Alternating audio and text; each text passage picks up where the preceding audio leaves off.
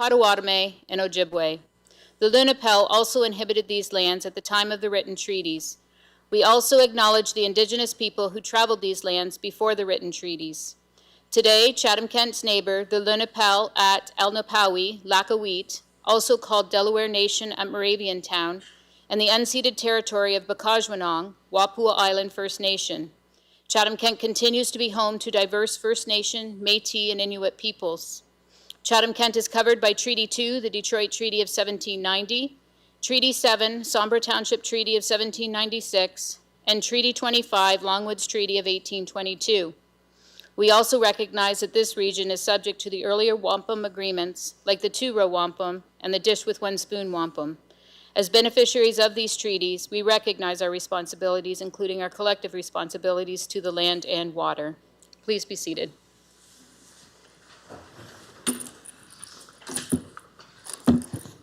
Mr. Mayor, we did have the supplementary agenda where we have Mr. Dave Epp here to speak tonight with a short presentation, but I also wanted to make note that we are removing item 18A, which is the, under Development Services, the Climate Change Action Plan.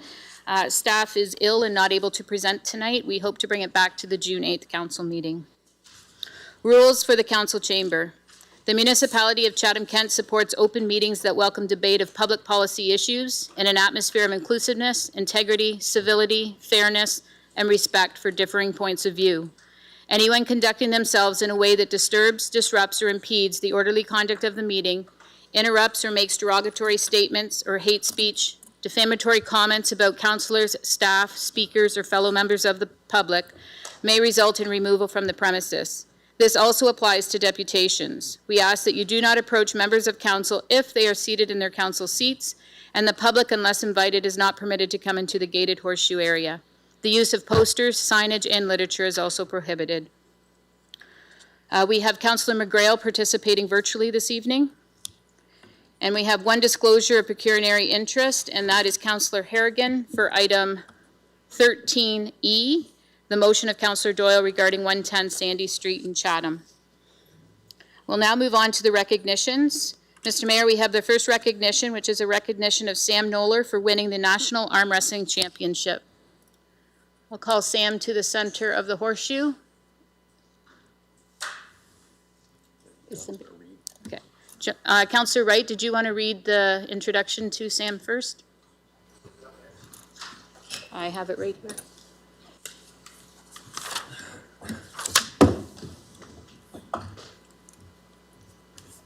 See if this works.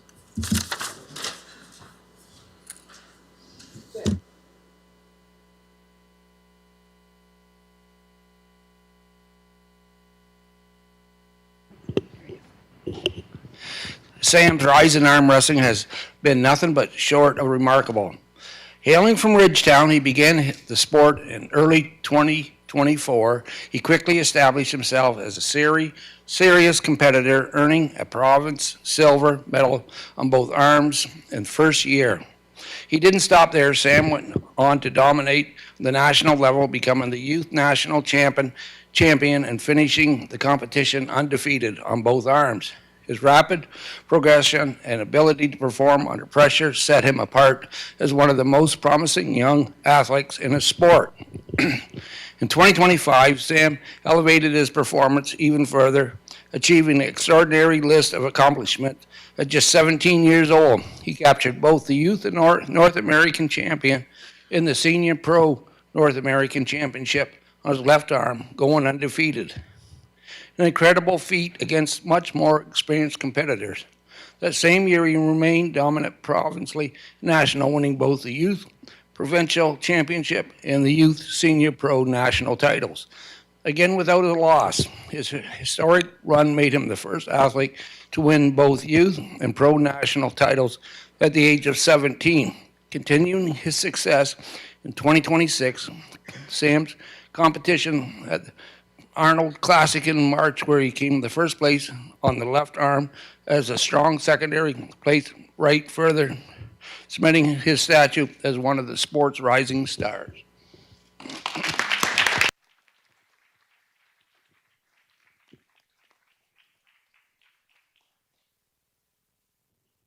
So congratulations. Are you left-handed or right-handed naturally? Right. Okay, so left-handed, we'll have that challenge left-handed. But so you don't mind, in a minute we're going to have a little challenge here, but you don't mind if I call a couple friends to help with the challenge, right? 3 against 1 should be somewhat fair. But on behalf of the municipality, on behalf of all of council here, we want to congratulate you. You're making Chatham-Kent proud. You're making Ridgetown proud. You stepped in this sport a year and a half ago, and you're dominating. So we will be following your progress. And when you're world champion, just remember all of us back here in Chatham-Kent, okay? Yeah. So congratulations. What is your secret, by the way? I just arm wrestle a lot. So you're not going to give us any hints before we start here? No. Okay. All right, so here, this is our certificate on behalf, so congratulations.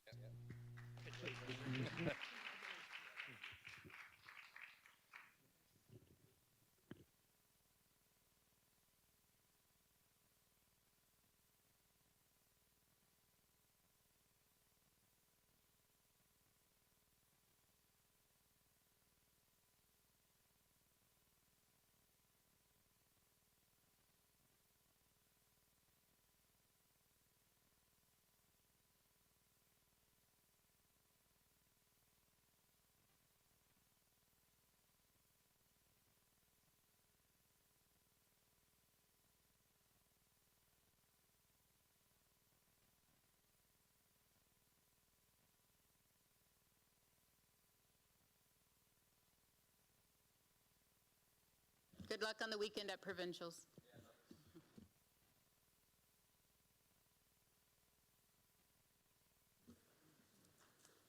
We'll now move on to the second recognition this evening, and it is our artist feature. May is Museum Month, and I'd like to call upon Lydia Burgraff.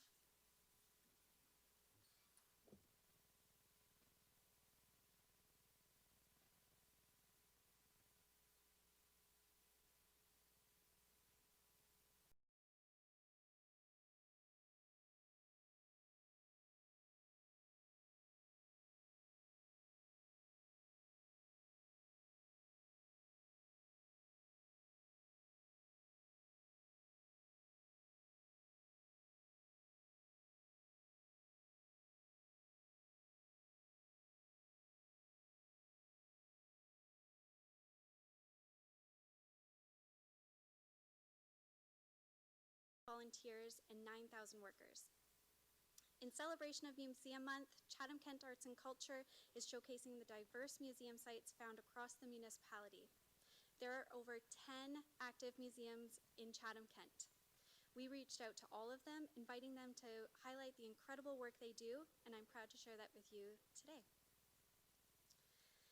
The Wallaceburg and District Museum presents various collections centered on the social and industrial heritage of the area, including the Glass Gallery, the Wallaceburg Sports Hall of Fame, and the Von Ayres Cultural Center. The Wallaceburg and District Council for the Arts also presents rotating monthly displays at the museum. Built in 1911, the building that houses the Thamesville Old Town Hall Museum has served as a school, a library, a fire station, a police station, council chambers, and the clerk's office, often simultaneously. The museum now displays artifacts and information about the Thamesville area. Each summer, the Ridge House Museum and Milner Heritage House show life in Chatham-Kent during the Victorian and Edwardian eras. This summer, visitors to the Ridge House Museum will also discover how glaciers shaped our local landscapes. This exhibition will blend traditional museum interpretation with hands-on, play-based interactives to offer opportunities to every visitor. At Milner Heritage House, the Specimens and Storytellers exhibition will explore the relationships between science, art, and Chatham-Kent's birds. The exhibition will feature artifacts from the Chatham-Kent Museum collection, alongside photography from local naturalist Herman Geothorne.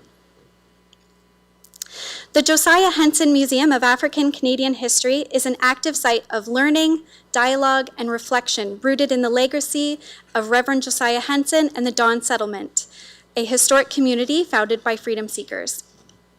Through exhibitions, historic spaces, and facilitated experiences, visitors are invited to engage critically with the ongoing impacts of slavery, resistance, and Black life in Canada. This May, visit the Chatham-Kent Museum and experience CK in full color. This exhibition of vibrant displays proudly shares Chatham-Kent's history while exploring the science and significance of color. Visitors will discover how diverse cultures in our Chatham-Kent community seek meaning in color and how color enriches our connections, traditions, and daily life.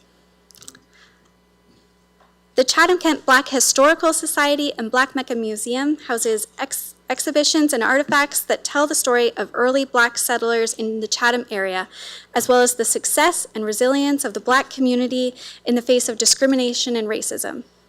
The Gwendolyn Robinson Research Center is the heart of research projects that promote Black history in our community. Buxton National Historic Site and Museum preserves and shares powerful history of the Elgin Settlement, one of Canada's most successful communities founded by formerly enslaved people. Through guided tours, historic buildings, and interactive programming, visitors explore stories of resilience, freedom, and community building. The Blenheim Military Museum and Resources Center's mission is to preserve the history of our local service members and military through the collection of artifacts and biographies.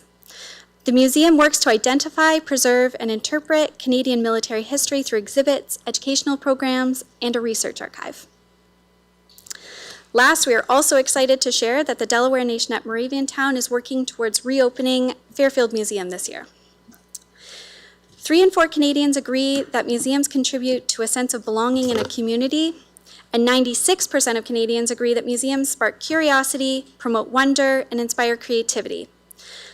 I appreciate the opportunity to share the incredible work being done by the museum sites across Chatham-Kent, and we look forward to seeing you soon at one or more of these amazing sites. Thank you.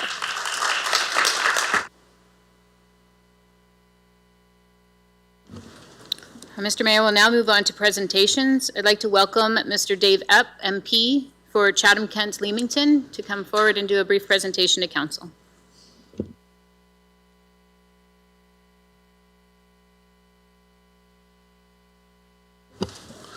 Good evening, Your Worship, councillors, staff. Thanks for this opportunity. To the clerk, can you just define to an MP what the word brief means? What I will try and do is I will try and get through this fairly rapidly and save as much time as possible for questions. My understanding was that I was supposed to kind of touch on some areas where we have overlap, where we have federal issues that impact CK, and that is the beauty and the curse of our confederation. We have 3 levels of government, and not all issues fall neatly into one category or one category alone. So with that, thank you for this opportunity. And let's see if I can work this thing. Not that way, this way. There we go. So, Rondo Beach, Erio.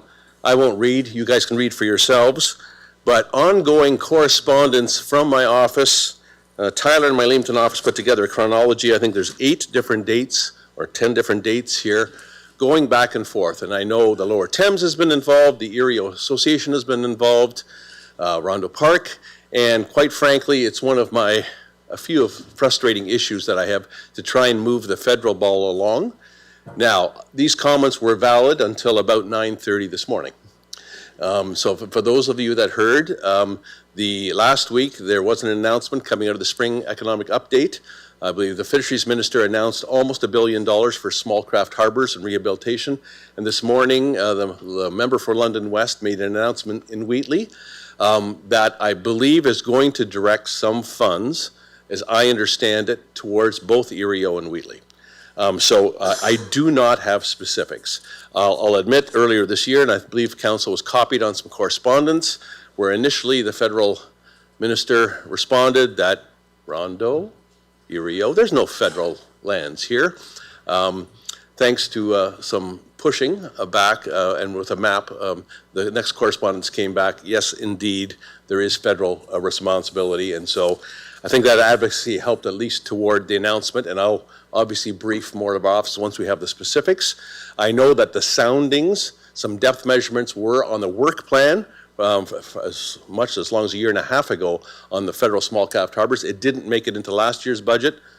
There were no specifics around Rondo in this morning's announcement, so we'll brief you once we have a little bit more there. Yeah, so there's basically the chronology going back and forth. So they have acknowledged that and have acknowledged that there will be some federal involvement going forward. I hope it's more than what's been coming thus far. Next issue, railways and drainage. In about a month, I'll be back in California. And there's an expression that comes out of California that whiskey's for drinking and water's for fighting over. And that's my background with the tomato industry and the water industry itself. I think, Council, you're very well briefed in the whole history of the issue, specifically with CKCP and the lawsuit that's been going on here. Just a quick bit of history. The Ontario Drainage Act is the very first piece of legislation that Ontario passed, going back to 1835. And water, the drainage of it is so important to life as we know it, particularly down here. I think Chatham, Your Worship, you have one bridge, two bridges? How many bridges? There's a couple of them. Give or take 800 or 900. Yeah. Give or take 800 or 900, exactly. And water flows downhill, and it is a shared responsibility. As you know, the Ontario Drainage Referee supported the lawsuit. However, unfortunately, CPKC is appealing it. One of the two areas outside of my riding and outside of Ottawa that I attend meetings is always the Calgary Stampede, because the National Ag Leaders get together. RAC, Railway Association, were on me like gum to a shoe last year, and I assume that will be again this year. I will be pushing with them again to exactly their position on going forward, why they are pursuing and appealing this. There are other municipalities that also run into similar kind of issues. CN, coincidentally, also pursued legal action with some other municipalities, roughly at the same time that CPKC did with Chatham Council.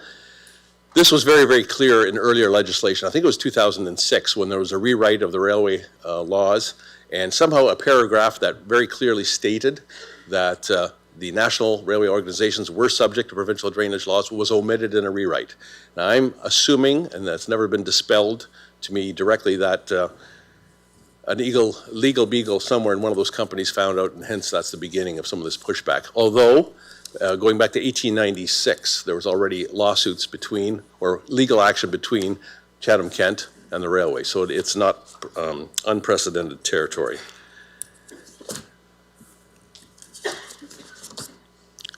Greenhouses. I attended CPMA, Canadian Produce Marketing Association conference in Toronto last week, and it's a bit of a measure of pride for the MP for Chatham-Kent-Leamington to walk down the center aisle of a national show and have as much of this riding represented there. Not only the greenhouse sector, also mushrooms and a number of other businesses. But obviously this region cuts above its weight when it comes to the greenhouse industry. With that, obviously, comes growth and development concerns. And so from a federal perspective, you can see the points there. It is a major driver, but I also recognize when I have to stay in my lane, and we'll try to do so. And when I step outside of it, I expect you to step on my toes. Carbon credits, CFR. Every once in a while, we run into issues where that potentially, and I'm being very careful in my choice of words here, potentially national positions counter sometimes to local interests. So what do I mean by that? As you know, I represent the Conservative Party. We have come out against the additional costs that our present clean fuel regulations impose on pricing, gas pricing, as it affects cost of living. So that is, and we can talk about some of the reasons that are there on the screen. The position of a future government, I can't say, and I'll get into that in a second. Even the present Liberal government has recognized the cost of living pressures that Canadians are under right now, and hence have paused excise taxes on gasoline. We have been on, obviously, and I'm speaking a bit more partisanly here, on the costs of this program on Canadians, which is why some of our opposition has come to it. I go back to, there's a lot of potential here for the riding. I have met with Greenfield Ethanols and the Renewable Fuels Associations. I've supported the efforts from the Chatham landfill. And obviously I've toured ethanol's the facility a number of times. So sometimes there's a conflict between what's good for the riding I represent, potentially, and potentially national policy. And our own party knows that. Where to from here? Where will potentially a different government go? I go back to my own career starting in agriculture. I never had to apply sulfur to corn or tomatoes when I started farming. It came free in the rain. As it rained, sulfur dioxide was flushed out of the air, and it was a benefit to us farmers. It also acidified our soils, which was a negative, but the sulfur came free. Now, in the last 20 years, we've had to add sulfur to all of our mixes. Why? Because Ronald Reagan and Brian Mulroney signed a cap and trade system for SO2. It was a credit trading system that worked. And so you don't hear about acid rain anymore. Why do I raise that now? The function of SO2 was largely generated in the US Midwest and really destroyed or affected the Appalachians, Northern Ontario. We were the recipients of the downfield because of the jet stream winds.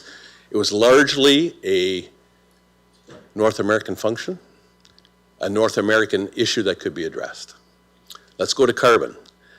Where is the world going to be? Right now, Canada, you all know the stats, right? We produce about 1.5% of the world's CO2.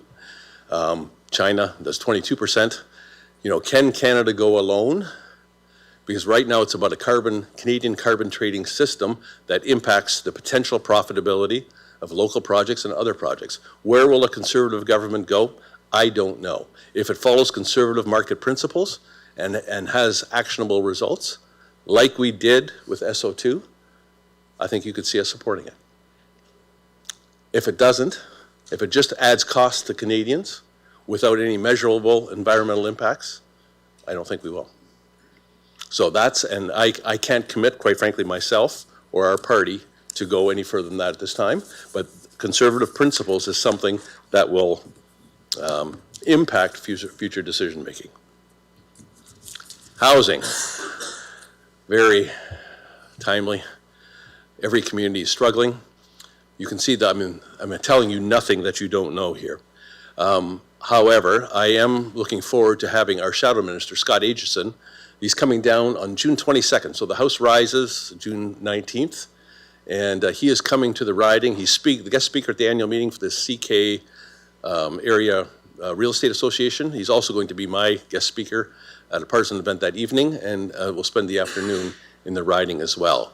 So look for more input on that. Obviously, affordability, availability, and cost of living. One of the main notes that I have here is, there's a few stats. Again, the average house pricing, sales are down. It's our affordability. So affordability is a function of house pricing. It's also a function of income. And incomes, a lot to us, are tied to national productivity.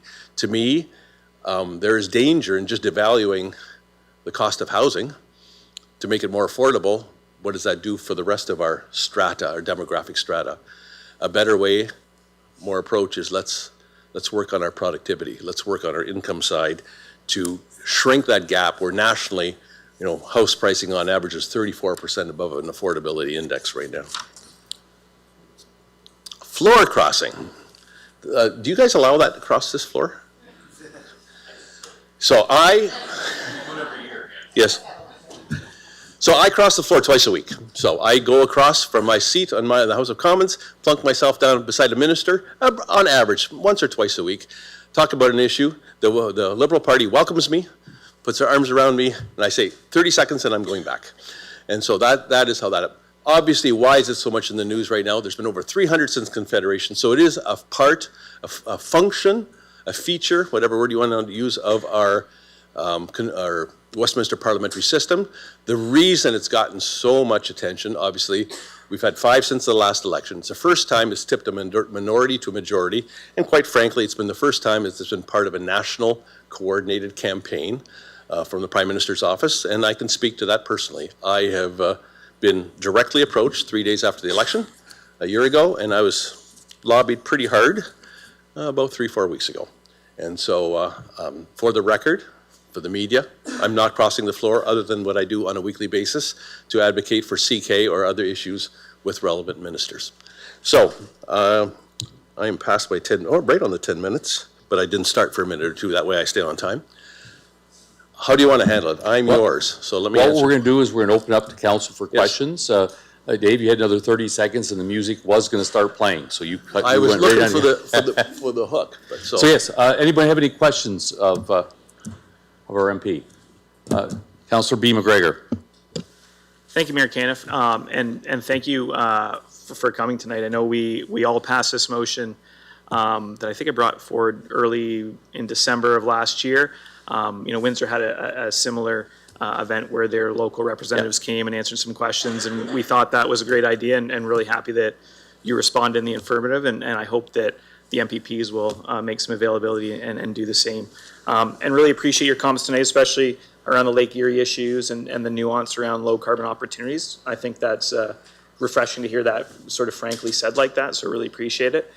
Thinking about some local issues and maybe some more Ontario-specific issues. So we're all in, I know, this infrastructure deficit zone, looking to the province and the federal government for some help. And occasionally hear these announcements. So there was the $8.8 billion Canada-Ontario agreement to fund municipal infrastructure to expand housing opportunities, which is, about a tenth of what's needed. So where do you see the role of the federal government in supporting some of that municipal infrastructure to help with housing supply? Right. So I'm going to respond first in a couple of ways. Remind me to get back to your question, because sometimes I go for a wander and I forget to get back to the question. First of all, thank you for the invitation. One thing the message I give to this now 3 councils I have the privilege to relate to is that when you're applying, like for this housing, keep me in the loop. And I appreciate on the railway issues, the council reached out. I'll even say I appreciated your reach out from a different perspective on the Dresden dump issue, because I was trying to duck it, quite frankly, because I thought you're pretty provincial, provincial only, or municipal and provincial, and quite frankly, the letter that you wrote back to me convinced me that no, I had some federal responsibilities, and I responded to that accordingly. So the communication is what's open, and I welcome that. Secondly, when it comes to that communication, when you are applying for something, let me know. I cannot advocate for something that I don't know about. And so I sent that message to Peely Island, to Leamington, and I send it to you. That doesn't mean necessarily, quite frankly, that we're always going to agree. But I have to know know about something in order for me to advocate for it. And there's obviously public ways that I can do that. And to be frank, much more of my work will never see the light of day. And I'm fine with that. That's where the job satisfaction in my role comes from the stuff that people will never know about. It has to come, because otherwise if you read your social media, well, you can't sleep, so I have no problem with that.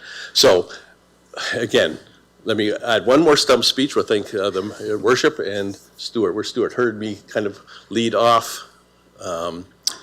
at the fireside chat with CK. No government has money, none. All governments, all 3 levels, have the power to get money, taxation and borrowing, and only the federal government is blessed with a 3rd way, that's to print it. And all 3 levels, all 3 ways of getting money have come with consequences. Don't misinterpret it that I'm against of any government spending money. That's not what I'm after. But there is, and as I led over that, I'll ask anybody who pays municipal taxes, and everybody puts their hand up. Who pays provincial taxes? Everybody puts their hand up. Who pays federal taxes? Everybody puts their hand up. My point is there's one taxpayer. So the evaluation from is it in the public good, right? There's a counter argument to what I just said, and that is your local MP should only advocate for money for your riding. And we hear that, and that's quite frankly what happened with small craft harbors with the fisheries minister 2 years ago. There were requests on the books from ERIO to do soundings, and 43% of small craft harbors' national allocation, went to one riding, which was the fisheries minister's riding in Gaspé, Quebec. I cannot condone that.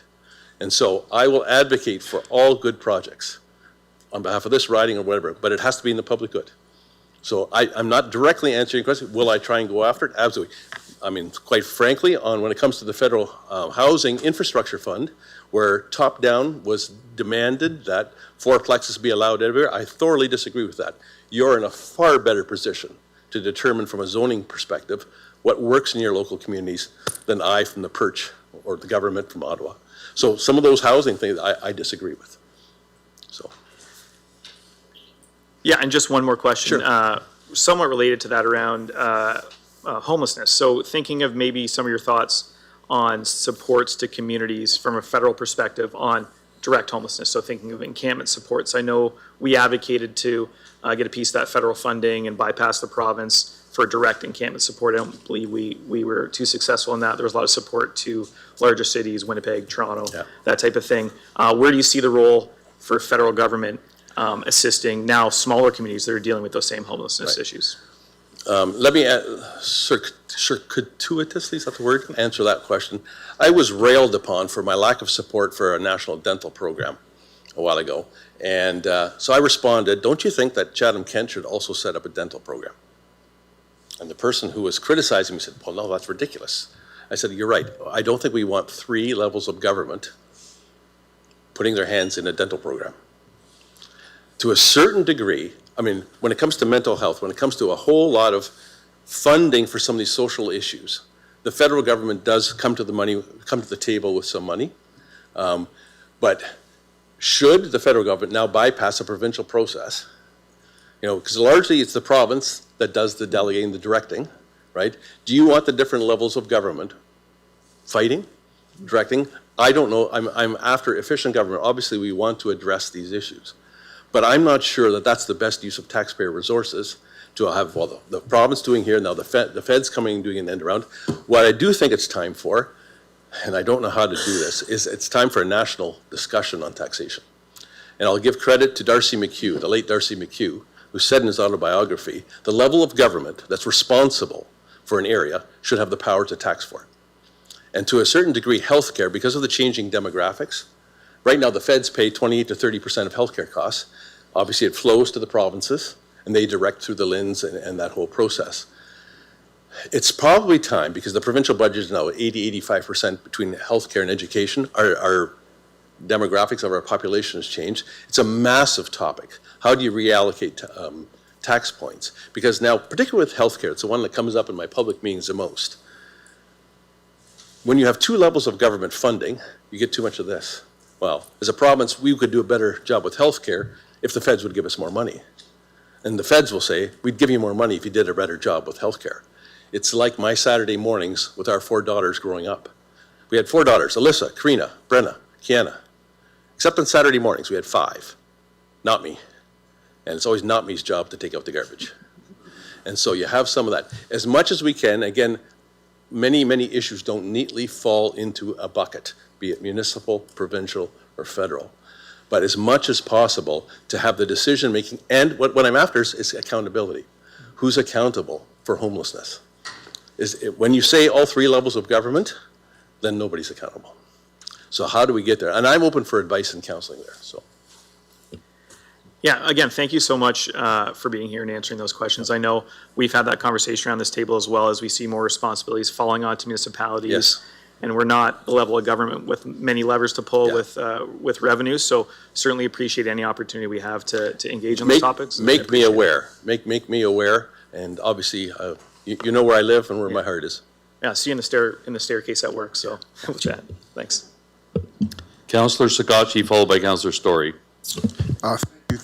Through you, Mayor Caniff. Mr. Epp, I had a brief opportunity to talk to you before the meeting. You've already answered the majority of my questions because you just said that there was an announcement this morning.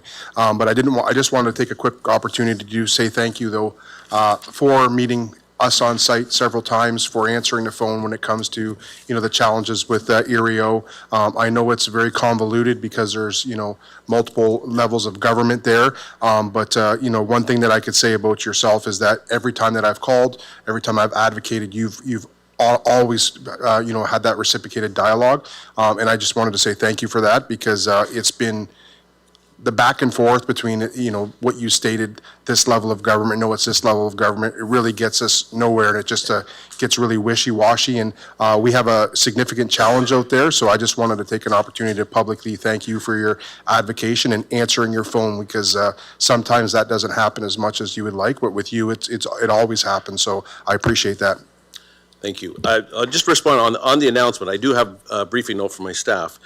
So roughly the budget had been 90 million for small craft harbors. They're bumping it federally tenfold. 2 Ontario harbors are the first to benefit, Rondeau Beach, and then Wheatley. Wheatley is going to get some steel encapsulation of its east pier and dredging of the entrance, and the specifics simply weren't there in the press release.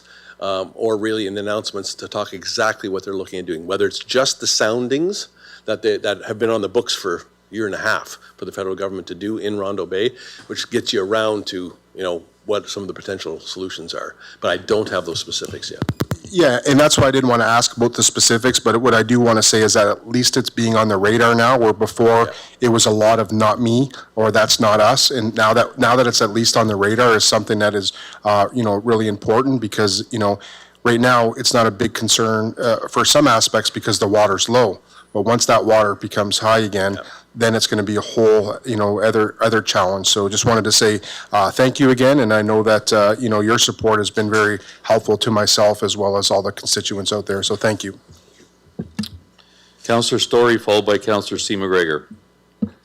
Thank you, Mr. Chair. Thank you, Dave, for a very helpful presentation, and I think Councillor McGregor for bringing that forward, that we could have this opportunity.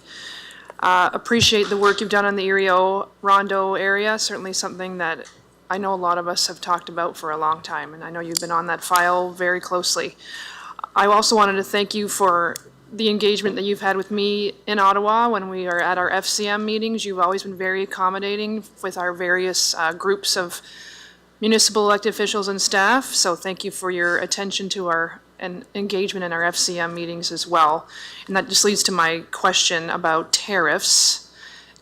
Do you have any perhaps new information or a perspective from a federal, since you're sitting right now, has anything come across your desk or across the table that you can share with us about any updates on the CUSMA negotiations or discussions, or how we are looking going into those? Any perspective you might be open to sharing with us on that? Thank you. This is an easy one, no. No. But seriously, do I have any perspectives on it? Do I know what's coming? In our Westminster parliamentary system, the government doesn't always share with the opposition. Actually, usually the government doesn't share, just like the announcement this morning. I, quite frankly, did not hear about it unless just through the local organizations. So that is unfortunately at times. Now, I will congratulate the government if this helps the riding. I mean, I will be supportive of it. When it comes to tariffs, boy, oh boy, I mean, there's so much speculation going on right now. One piece of thing to watch, President Trump this is a CUSMA review. It's not a CUSMA renegotiation. It could lead to a CUSMA renegotiation, but for that authority, the president has to go back to Congress. And so I don't think he wants to. Now, I've heard different perspectives. Where was I in Hamilton last week? Having conversations with some of our Ontario representatives in the U.S. and their speculation of how the U.S. midterms will go. It's a different perspective than what I've been hearing. So again, I try, especially in public, not to make a lot of predictions anymore because I've been wrong so much. Tariffs, I mean, we're all opposed to it. I've been heavily involved with CAMS, the Canadian Association of Mold Makers, in the last several weeks with the aluminum extruders, which we have so much here in Chatham-Kent, our steel fabricators who have really, really been hammered with the rejigging of the Section 232 tariffs. On the positive side, the U.S. Supreme Court did strike down Trump's tariffs. However, he came back with the present form of them, but they're only valid for 90 days. So do I expect a lot to change in the short term? Again, now I'm predicting, which I said I wasn't going to do, but I don't. Unfortunately, I don't see a quick resolution. As we get closer to July 1st, eventually he's going to have to indicate to the president which way he wants to go. We all read, right? So is Mexico ahead? You have that speculation. Is Canada trying to delay in the hopes that the political climate will be more adverse to the administration? I will share, I was in Washington a month and a half ago, meeting with a number of senators and congressmen, congresswomen on both sides of the aisle. And Democrats openly and from the microphone embraced us, said, Canada, we love you and we're sorry. Republicans came and they said the very same thing, but they whispered it, as long as they weren't from the administration. So that's still the dynamic politically that's going there.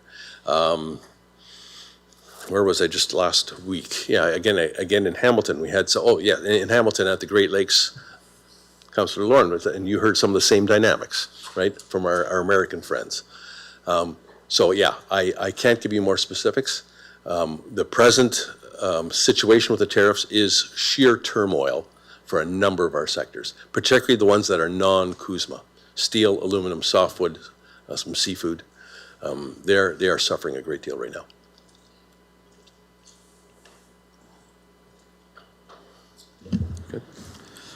Councillor C. McGregor, followed by Councillor Anderson. Thank you. I'm going to pull you back to the housing area. And there's probably staff here that maybe know these answers, but I'm sorry, can you speak? I got tomato harvester ears. Sorry about that. I'm going to pull you back to the housing and development and housing. I've seen a lot in the media recently, read a lot about the $8.8 billion partnership designed with the federal government and the Ontario government to cut municipal development charges to increase and accelerate the housing builds, which all sounds really wonderful, but I worry as a municipality because so much is downloaded on us and we count on development charges as a part of our process to be able to maintain and help with these, but because if they're cut in half, you know, initially those development charges have, and in the past, could be spread out, and then it's all taxpayers paying for new builds. So I'm rather concerned, even though they've announced $8.8 billion, and I know you're not, your party is not in the leadership of the federal government, but I'm just wondering if you know any more of that. Is that $8.8 million going to be directed to support municipalities that are actually having to cut the development charges in half so that it's not coming directly from the municipal tax? That's my understanding of how that fund works. It is to make the municipalities, I'm going to use the word whole, but I don't speak with full knowledge of that, but it's in lieu of, or some of that federal funding, so that the municipalities have the revenue from the development charges so they aren't in a further infrastructure deficit.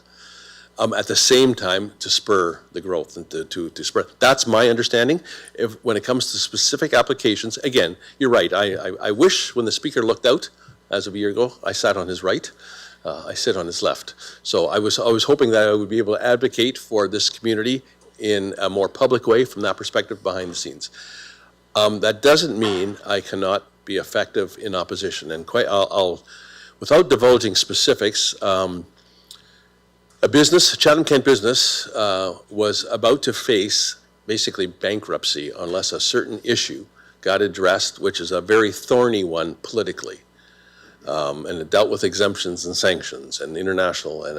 And so that got resolved this week. That got resolved through advocacy to a minister and a parliamentary secretary, taking quite frankly, some political risk to myself, because I could have been exposed for lobbying something that our party's opposed to. Yet it was in the benefit of Canada overall. And actually, let me rephrase that. Not only our party, but the government itself. But the benefit was far more to Canada to grant a temporary exemption of some materials that a business needed. And so you won't read about this. It's not to the government's or the opposition's advantage to read about it. But if those of you that have been in the gallery and have seen the show called Question Period, what you need to witness is the 10 minutes before the show, or the 5 minutes after the show. That's when the people cross the floor and go sit down and advocate directly to a minister. That's our opportunity to speak to a minister. Short of that, or I won't say the other opportunity because I think we're being recorded. Yeah, if it's a male, it's beside the urinal. You got him for 2 minutes. So, but that's when we can go across and speak directly to a minister and lay out, obviously through our staff, we send the materials in, but it's a direct combination. I want to go back to Allison's story, to Councillor Story's advocation. I need to do this because I cannot do my role without very good staff. And I have somewhere behind me, Lene. Lene, put your hand up. I won't see you. Okay, she works with me in my Ottawa staff, with my Ottawa office.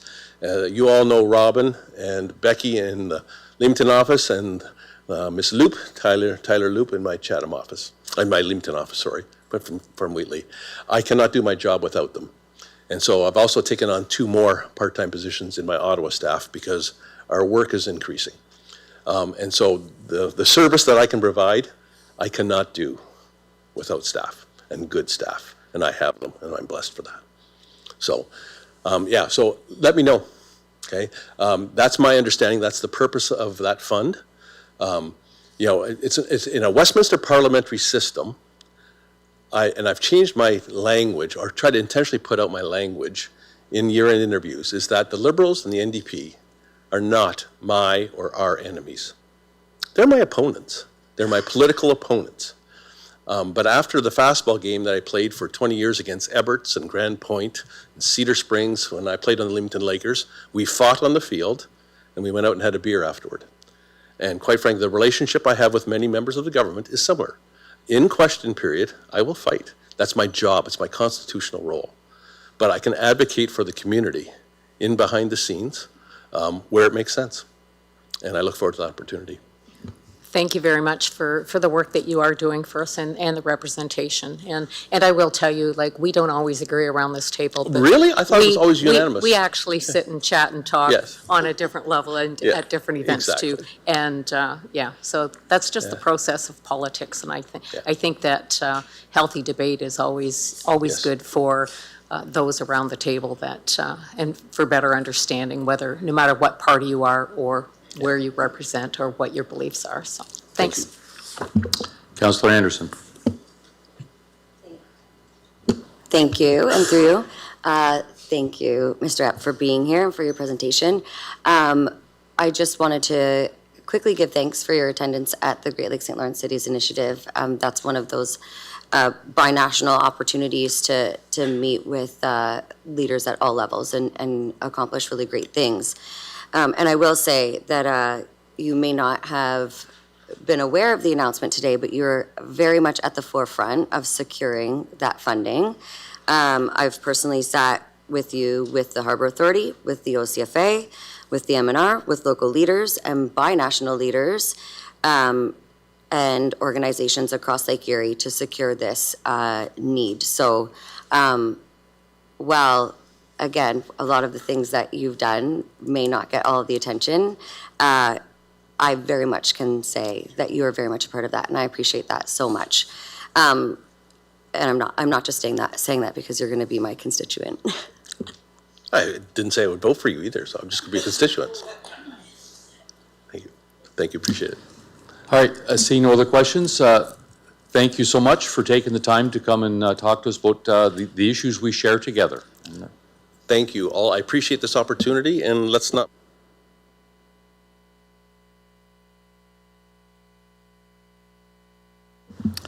Item 13, items postponed from the April 27th council meeting. 13A, motion of Councillor Jubenville regarding amendment to the Parliament of Canada Act. Councillor Jubenville, over to you. Thank you, Mayor Caniff.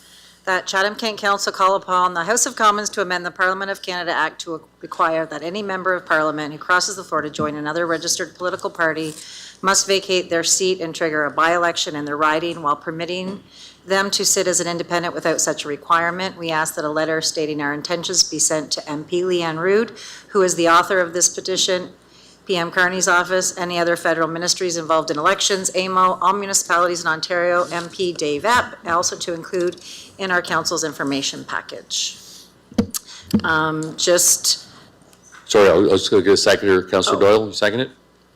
Yes, I'll second that. Okay, go ahead. Okay, thank you, Mayor. I acknowledge, I realize municipal councils do not have any authority over federal politics or our parliamentary system. With that said, municipal councils across Ontario appeal to both our provincial and federal governments on many issues across the political spectrum.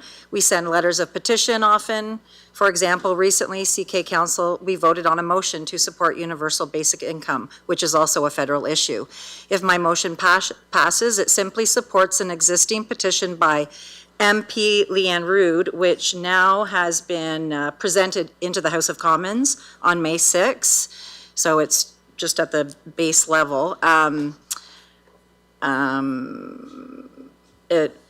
So it would trigger an election from any MP, no matter their political affiliation, if they choose to cross the floor to become an MP in an opposing party, unless they choose to become an independent. This is a nonpartisan motion.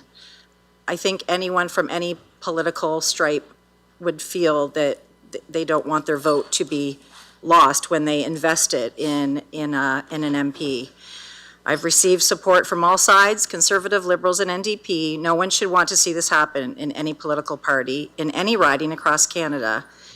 Even though I realize floor crossing is legal and has happened for years, it is starting to become questionable. Changes and amendments are made all the time to legislation. Our electoral system should be respected and upheld with integrity.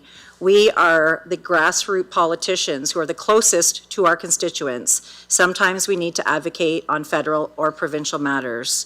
I appreciate MP Dave Epps explaining his recent experience with floor crossing. It doesn't appear, based on what he said, that it is a practice based on transparency and integrity, and perhaps at this point it needs to change. So I hope I get support on this. Thank you. Councillor Doyle, followed by Councillor Thompson. Thank you, Mayor. I was going to say some words, but I think that sums it up pretty perfectly. So thank you, Rhonda, for making the motion. Councillor Thompson. Thank you very much, and thankful for the opportunity to discuss and better understand the laws and processes around our federal elections. It's been a while since I've had grade 10 civics with Mrs. Green, so I was wondering if there was somebody here that could answer a couple of questions in regards to federal elections.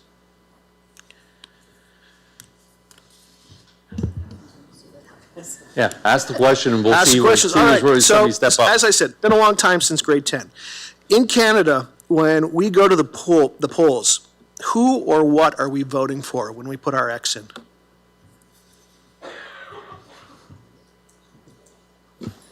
Mr. Taylor, go ahead. Thank you, Mr. Mayor. Dave Taylor, Deputy CAO. You are voting for a federal MP running in your riding.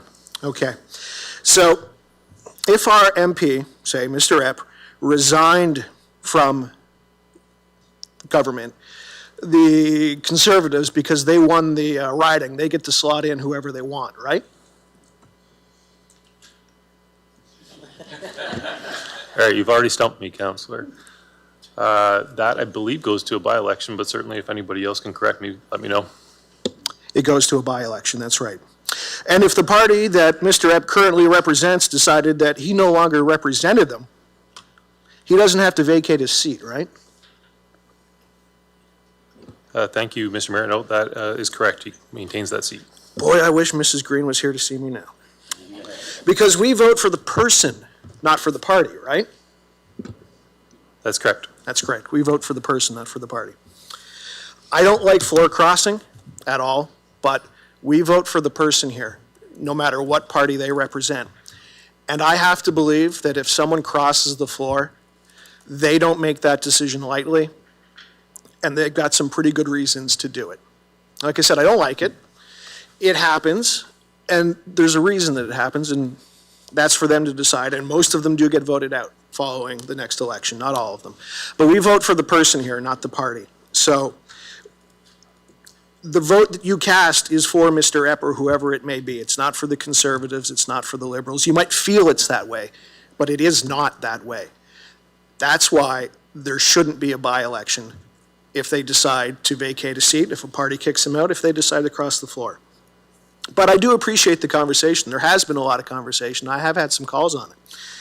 But, you know, I also don't like it, to be honest with you, when an MP gets voted out of his Ottawa riding, and then he looks at a map and says, I can get elected in Alberta, goes to Alberta, suggests that that duly elected MP resigns, then gets voted back in a by-election, and then heads back to Ottawa. I don't like that either, but that's the way our system works. And I appreciate that I was well taught in grade 10, and I won't be supporting this. Thank you. Councillor Harrigan.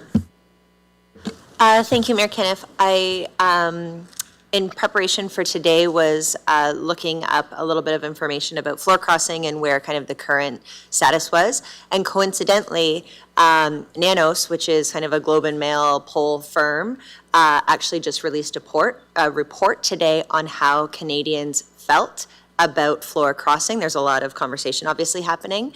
And the general consensus today was that Canadians are truly split. So 34% believe that the individual should resign and there should be a by-election. 30% believe that the individual should just be allowed to do so and cross the floor. 32% believe they should at least sit as an independent, and 4% really aren't sure. I haven't thought about it to the point where I would say that I am in one of those categories directly around floor crossing, but this is really close to a third in terms of the Canadian general consensus about it. And so when thinking about whether or not to send the letter to support, I'm hearkened back to the presentation that we had recently have around government relations by our deputy CAO and the importance of having good relationships with government. And I think when we weigh in on some of these things procedurally, even though I appreciate Councillor Jubinville commenting that it's not partisan, I think there's a risk that it could be perceived as being partisan or taking favor to one party over another. And I really think that we want to be careful if we're doing that in terms of champion causes, because quite frankly, having good relationships with our provincial and federal counterparts is really important. And so I don't know if I would like to risk those relationships over what is really a procedural process at the federal government in Parliament that we don't have influence over. So I'll be voting no to this, but also acknowledge that it is an active conversation and appreciate that people may ask their councillors to bring these political conversations to the council table. Councillor C. McGregor? Just one question. So, and that's referring basically to the federal level parties, but when MPP Rick Nichols was removed from his party, I believe during COVID, because he didn't support the party line, was he turned into an independent or? Yes. So he was moved, so he wasn't removed, and there was no by-election because his party then didn't want him in their party. He became an independent. Correct. Okay, thank you. Councillor Jubinville, any final words? Councillor Doyle, you have any before I go to Councillor Jubinville? Yes, thank you, Mayor. I would just like to say, so just with regards to Councillor Thompson's statement there, so although technically he would be right that we do vote for the person, I would say, just my opinion, but I would say easily over 50% of people, when they make that vote, they vote for the party, not the person. So although technically you are right, when somebody votes for a party and then that person that they voted for changes parties, that shouldn't happen, and that's what this is trying to stop, no matter what party is going where, to or from, doesn't matter. Thank you. Councillor Jubinville, go ahead. Thank you, Mayor Caniff. I was actually going to touch on that. I believe it's probably higher, that when, so people align with a political party because the party has a platform. So you look at the platform and you decide whether you like that platform or don't like that platform. And then typically you vote for the person that they have put in as the candidate. Whether that is how it is actually stated, but that's what we do. That's I think it's an inherent thing that a lot of voters do, and I would say it's more than 50%. I don't have anything, it's anecdotal what I'm saying, but I do believe that most people align with a party and then they will vote with the person that's representing that party. So, and this is where I think when the people invest in a vote, they're taking their vote as an investment and they are investing it in that person who represents a party and a platform, and then that person abandons the platform that they stood on and they cross and they go over to a different party that is completely different. That's where I feel this needs to be addressed, because it's, and I have friends in Sarnia, Lambton, Pekejinawong, where this has just taken place, and there are a lot of people who feel disenfranchised because their investment of a vote has just been lost. And it was a very strong, in this situation, it was a very strong conservative riding, and now they feel disenfranchised by it. So I just think it's worth it to send a letter to take a look at it. This doesn't mean that the federal government is going to even look at us or listen to us, or the petition that MP Leanne Root has put forward, but I think it's worth putting forward. Thank you. Seeing no other, thank you. We'll put it to vote now. Councillor McGrail? I'm going to abstain. Okay, if you're present and abstaining, that would count as a no vote. So the vote fails 5-11.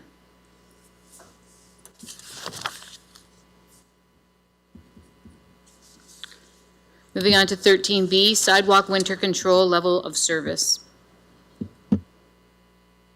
Councillor Story and Councillor Juville, can I get you to put this on the floor, please? Thank you, Mayor Kenneth. I do have a procedural question first, if I could ask that. I was actually going to add an option 3. Is that something I would do now or? You can do it now, yes. When you put the motion on the floor, you can put that third part on there. Okay. I'll defer to the clerk. I agree with Mr. Mayor, but are you putting an option 3 and not putting the recommendation from the report then? Because the one from the report says option 2. So if you're not putting that on the floor, then you put your motion on the floor that you want now. Right. My option 3 would be different than 1 and 2, so that So then you would be putting a new motion on the floor. Okay. Thank you for clarifying that. Can I do that, Mr. Mayor? Yes, go ahead. Okay. I did send that to you, Judy. I'm not sure if it's come up on your email. I was going to add a third option, or option 3, related to accessibility of some of the snow clearing. Should I, want you to read that first, or Yeah, go ahead and read it. discuss it first? Okay. Let's pull it up here. Option 3, administration return to council with details and costs of clearing transit stops to a width that includes accessibility considerations on all arterial roads, and any additional stops as identified by administration to be considered in the 2027 budget process. And I did discuss that with Mr. Brown ahead of time. Do I need a seconder for that, Mr. Mayor, in terms of process? Yes. Okay. Thank you. Seconder, please. Councillor Juvenile.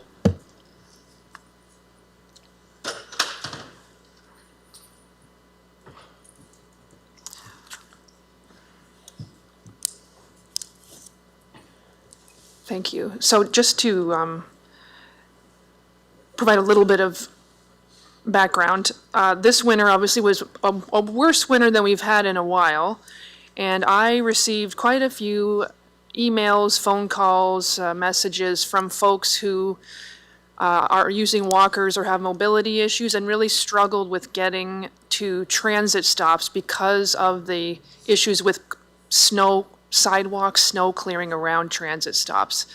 So I was hoping we might be able to look at this third option. I know Ryan presented the two options, which were status quo and then status quo plus minor improvements. I'd like to go a little bit further if we could and see the costs for including the transit stops specifically. I know, Ryan, you had included in your report, and I appreciate that additional detail. The fact that if we did all 410 kilometers, it would be approximately 4 million, I think, which is certainly a large amount. So I know that would probably be beyond our comfort level for an addition, but I would like to see if we could find a happy medium from the 410 and the very large dollar amount to at least looking at, and not even all the transit stops. I mean, that would be a perfect world for me, but I think on the main arterial roads where there are the grocery stores, where the folks use those stops the most, I did receive a lot of concerns from folks, including some citizens who were literally trapped in their homes for several weeks. They could not leave the house because they couldn't get to transit, to get to the grocery store, to get to medical appointments, and that was worrying to me. So I'm just wondering if we could not commit it to anything today, but have that discussion as part of the budget process in 2027. When we talk about that later in the fall, if that would be possible, I'd appreciate us looking at those details and see what that cost would be. Thank you. Councillor Juvenville, followed by Councillor Doyle. Okay. Oh, You can go. okay. So just maybe I need to ask Councillor Story. So would this be in addition to status quo with minor improvements? That's correct, yes. Okay. Sorry, just to clarify, then given that, then we should have 1 and 2 up there, because you're not saying not the 1 and 2 go ahead, but this is an additional piece to it. Yes, sorry. Okay, I so wasn't quite sure how to describe That's good clarification that. there. So, That's 'cause correct. I thought yes. you wanted to replace that with this, so, Apologies. No, that is Okay. correct. Yeah. thank you. Thank you Okay. for helping me So it's going to sort be that out. status quo with minor improvements and this. Am I right in understanding? Yes, okay, that's all then. Okay, thank you. Councillor Thompson, followed by Councillor Harrigan. Thank you. Now I'm just trying to understand the timeline and cost here. Could somebody help me out? Like, when would this, because this sounds like a lot more work. I mean, it even says that in the report. When would this be coming back to a council?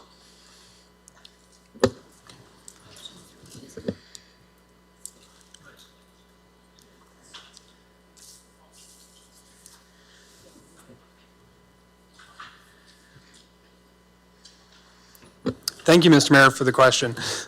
So the motion that's on the floor to talk about transit stops wasn't specifically in this report. This report spoke to just the clearing of the sidewalks to a transit stop. And so I appreciate, and I've also heard these concerns about the accessibilities of the stops outside downtown business areas, because stops on, say, King Street here in Chatham, where Public Works comes after and shovels them and cleans the entire downtown to the plowing and salting level of service as mentioned in the report. But transit stops outside those boundaries is the motion that I'm reading, like provide a higher level of service at those actual stops, not just the sidewalk. With the question about timing and cost, we're going to have to take that back. And what we're looking for out of this report tonight is some direction. If we proceed to some public consultation about, exactly which roads, because it's not going to do any good to just clear the stop. It would also be the sidewalk to get to the stop. So we would I view it as kind of option 3 in the report, where it's a network of sidewalks we would identify in a total kilometer estimate, and then look at what our current contracted costs are and estimate, because if we are going to contract these out and tender them, those final costs wouldn't be known until that time. But on the timing piece, I also just wanted to say, if we're going to deliberate this through 27 budget process, we are talking about a 28 winter, like end of 27 into 28 winter to implement, because Gord can correct me if I'm wrong, but the budget will be much too late to either procure resources or procure contractors. I hope that helped, Councillor. To the cost, I think it's really going to depend on how much of the network ends up on those maps. Right, okay, actually, that does make me feel a lot better. It helps me to better understand what exactly we're talking about. Not opposed to it, just trying to understand what exactly, because I didn't think it was going to be able to happen this year. So that's good enough for me. Thank you. Councillor Harrigan, followed by Councillor Scotchy. Thank you, Mayor Caniff, and through you, to Ryan. Ryan, I think you answered the one question that I had, which was around, will this require us to think about a network, right? Like a transit stop is, say, 20 meters wide or 30 meters wide, but we would have to also think about clearing the sidewalk areas to help turn that transit stop into like a transit route or an active transportation route or a walking transportation route. Thank you, Mayor, for the question. That's correct. The type of equipment that's used to clear, the main sidewalk is often not conducive to stopping and actually clearing the transit stop. So it's probably, for instance, in downtown Chatham, Public Works crews, after the snow is cleaned up and the sidewalks are clean, they're going to come out and hand shovel around the actual shelters we have in that area. on other arterial roads, I think of heading out St. Clair, there's bus stops that are just, a pole on the side of the road. And so we'd really have to analyze what does that mean? What kind of area are we going to clear? So it could be, our buses do travel on mainly the arterial roads, the majority of the routes being in Chatham. And so just with that, and also with the comments about how, based on timing, this wouldn't be able to be implemented in order to make impact in 2027, I wonder if the mover is open to a friendly amendment that says using current cost estimates and public consultation as referenced in, I think it's recommendation 3 of the report, because if we're going to think about how we're going to clear the sidewalks to the transit routes and the locations and what that looks like, then we would likely want to do some public consultation around that. And if we're going to do a report, I think we should maintain assuming the $350 per kilometer report rate, and that just maybe gives some clarity. If that's friendly, I'd like to add that to item number 3. Councillor Story, you consider that friendly? Yes, thank Okay. you. And Councillor Juneville, do you consider this friendly? Yes. It's official, it's friendly. Okay, thanks.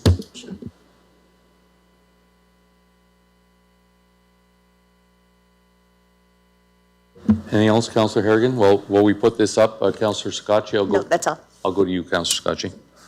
Thank you, Mayor Caniff. I think Councillor Harrigan kind of went to where I was going. I just don't know if if there anybody else wants to speak. I just want to see it on the screen really quick. Just one question regarding process. Wouldn't we just be returning this to the budget process anyways? Because isn't it possible just to have in the budget process multiple different, options to include in the budget process? Because that's when we're going to be making the decision on this. Have the consultation, have that information as a tab in the budget, because ultimately if it is a larger one, it's going to be something for the next the budget to, budget deliberations. So that's where I'm a little bit confused. We can bring a report, but are we actually going to move that into the next budget without being part of the budget process? Because it's going to come up again, right? You see where I'm going with that? Maybe I'm misinterpreting. It's my understanding that it would be considered at budget, that we're not approving it now. But is that correct, Councillor Story? Yes, and Okay. the reason I singled it out, I guess, to specify this was after speaking with Mr. Brown. I hope I'm not misspeaking, but I felt that if we mentioned it specifically in terms of the transit stops, that would make sure that we're capturing that specifically, and bringing it to the budget process at that time to be discussed. In terms of making sure it was sort of in writing and we were committed to looking at the transit stop specifically versus the whole 410 kilometers. I just want to make sure we committed to that piece of it versus making sure it wasn't missed. That's why I wanted to add it in writing to specify that. Councillor Scotchy, does that, now that you see it, I'll give you the floor.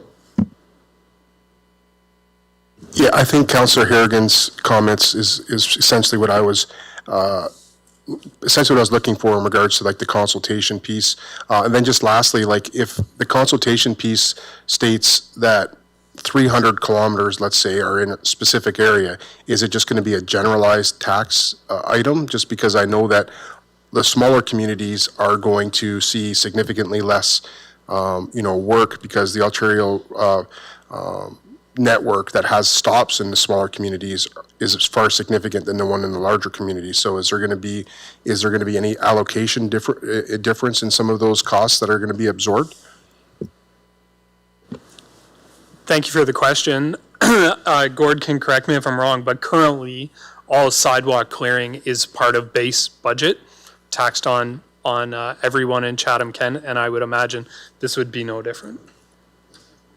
Thank you. That's my understanding. I just thought that that's important to note, that there's going to be a significantly improved service into other communities than others. And I don't disagree with the fact that accessibility is really important, but when you have 3 bus stops in a community, and if you have 50, there is going to be a significant improvement in and work in those larger communities, right? And I hope that we recognize that as a municipality. I'm not saying it's a bad thing, but it is something that when you go to Chatham, you're going to recognize the service level is significantly higher than smaller areas, just because of the fact that there is more transit stops, right? So. Okay, seeing no other questions, I'll go back to Councillor Juneville and then Councillor Story, the final words. Thanks, Mayor Caniff. I have nothing further to say. Councillor Story? Thank you, Mayor Caniff. I appreciate everyone's comments and questions. I'm always happy to refine as needed with that feedback, so I appreciate that.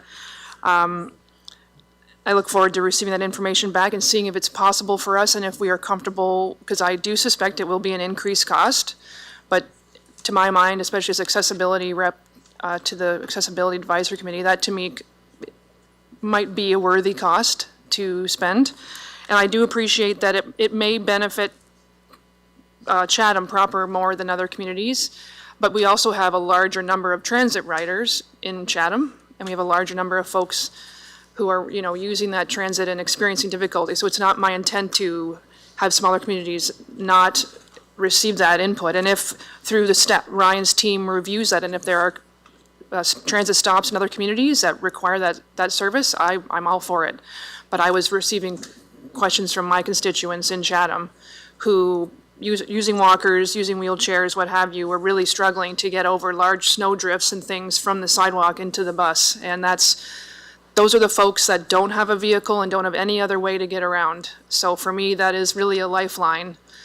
And it could be considered enhanced service, but to me, that should really be the baseline, where we ensure that our transit stops especially. I mean, as I mentioned, I'd love to see all of it, but I think if we can gradually look at that in the proper budget process, I'd really welcome that support and see what those numbers look like. And if we're comfortable supporting that at that time, that would be great. Thank you very much for the opportunity to bring this forward. Councillor Story, are you okay? Councillor McGrail online, she had her hand up. I didn't. Oh, so sure. If you don't mind, if you want to have something else to say after she speaks, you're welcome to. But Councillor McGrail, go ahead.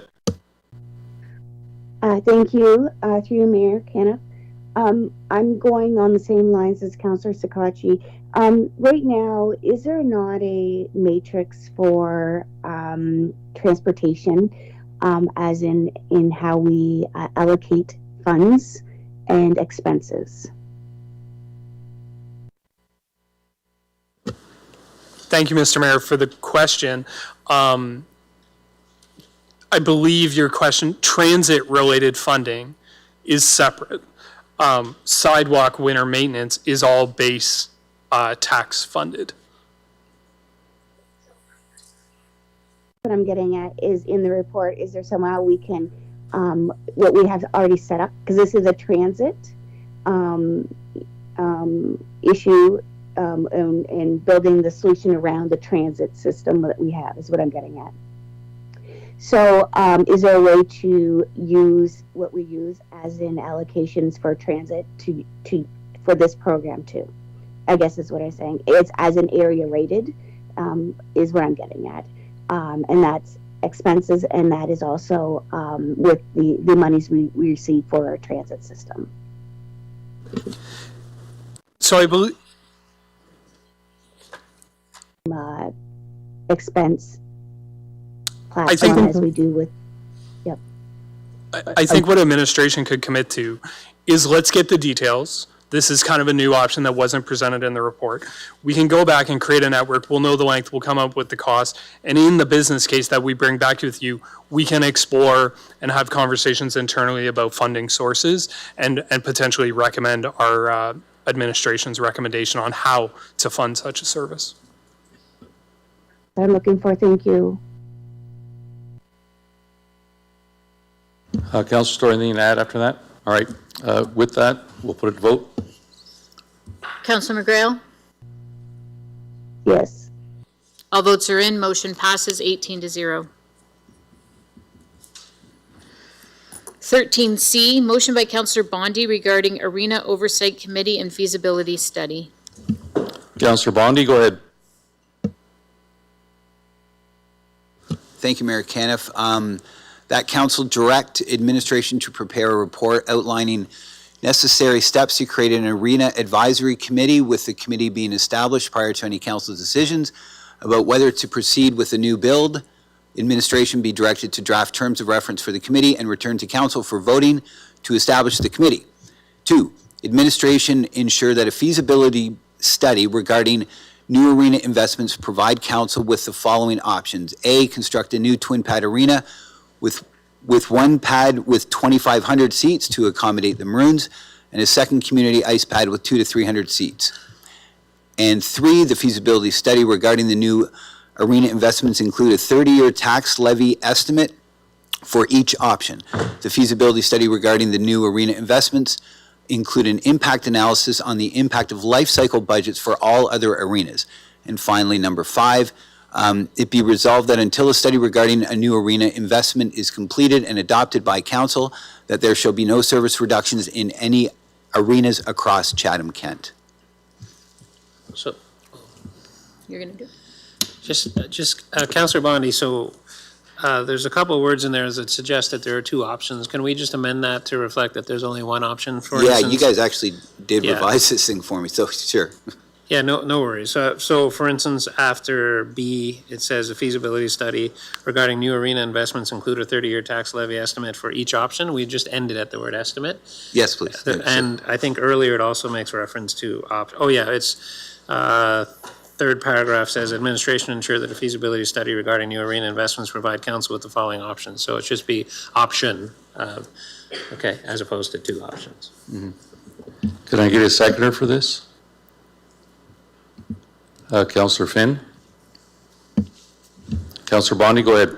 Thank you. This stems obviously from the OHL presentation that we were provided. So, we're thinking about a new arena build, which clearly is needed in our community of Chatham, for sure. So the idea is just to keep council in the loop as to what's happening and direct that an advisory committee, because I think we should have members of the public involved in this. I always think that's a good idea. We got off to kind of a rocky start with the OHL thing, so this would bring in people, stakeholders, so people that really know the arena needs of the community. So basically, it's just keeping it transparent, getting the public involved in it, and of course, having an understanding of what kind of tax impact this is going to have over the course of 30 years, because likely we'll borrow money. I would think we'll have to, so that we just know what we're getting ourselves into. And of course, finally, is to have no service reductions on any of the arenas in Chatham-Kent until a decision is made. And the point of that is that I don't want us to close, like, say, 2 or 3 rural arenas and then say, oh, well, now we have a need that we're going to have to make, we're going to have to build this new arena in Chatham because we've closed these other arenas. So I think we just leave everything status quo until we make a decision. And that'll just allow for the community outside of the city of Chatham to know that their arenas are going to be safe. And I think that's about it. It's pretty self-explanatory, I think. Thanks. Okay, I've got a few speakers. Councillor B. McGregor, followed by Councillor Crew. Thank you, Mayor Caniff. Appreciate the interest in arena infrastructure in Chatham-Kent, and I would maybe suggest that the first statement that Chatham needs a new arena could be maybe clarified to Chatham-Kent needs new arena infrastructure. So if you look at the organizations that use arenas in Chatham-Kent, Chatham-Kent Crush, South Kent Hockey, Kent Minor Hockey, all of these organizations use multiple arenas. So to think that a new arena in Chatham wasn't going to benefit all of those organizations, I think is not reflective of the state of tenants and users of the arenas. So I think that's important to note. I'm a little confused by the motion, to be honest, because we went through this big master plan process. We got public input. I saw the initial motion, which had a couple of options. Now there's one option with 0 community consultation that says go build a 2,500 seat arena for the Maroons and a 200 to 300 seat other community pad. I don't know if that's the right answer. It might be the right answer. The community side maybe should be 500 seats. Maybe the Maroon side should be 3,200 seats. I'm not sure what best practice is right now, what the needs are. So I think being so prescriptive without any community consultation, number one, I think is disrespectful to users of the arena infrastructure. I think all those organizations that had input through the master plan, we should respect that input. And I think they'd like to see a feasibility study that really looks at what the needs are. I can tell you today, I was emailing about booking ice time for next year for a minor hockey organization that cannot find enough time.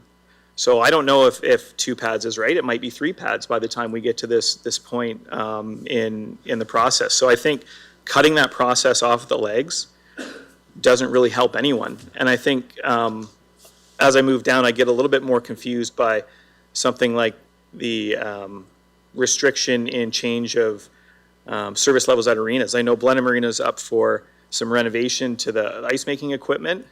Based on this motion, can we not temporarily close that arena to fix that infrastructure and then change how we use the other arenas? I think that, we need to think about all these components together, and it's not as simple as one motion. So if this motion doesn't pass, does a feasibility study still go forward in accordance with the master plan that we all already approved, that we already had community consultation on? Will we still go forward with this need to replace arena infrastructure if we don't pass this motion?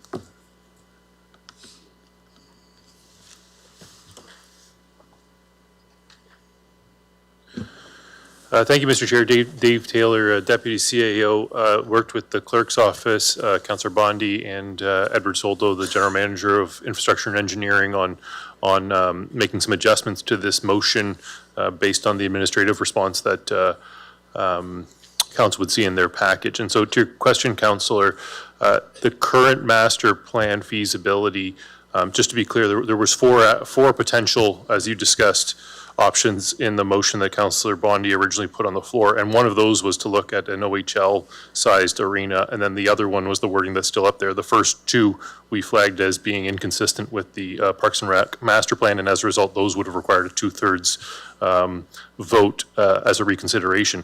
I just talk about that because the one thing, if this was to proceed, this motion, for clarification, that would then not include looking at an OHL sized arena, even as a feasibility level.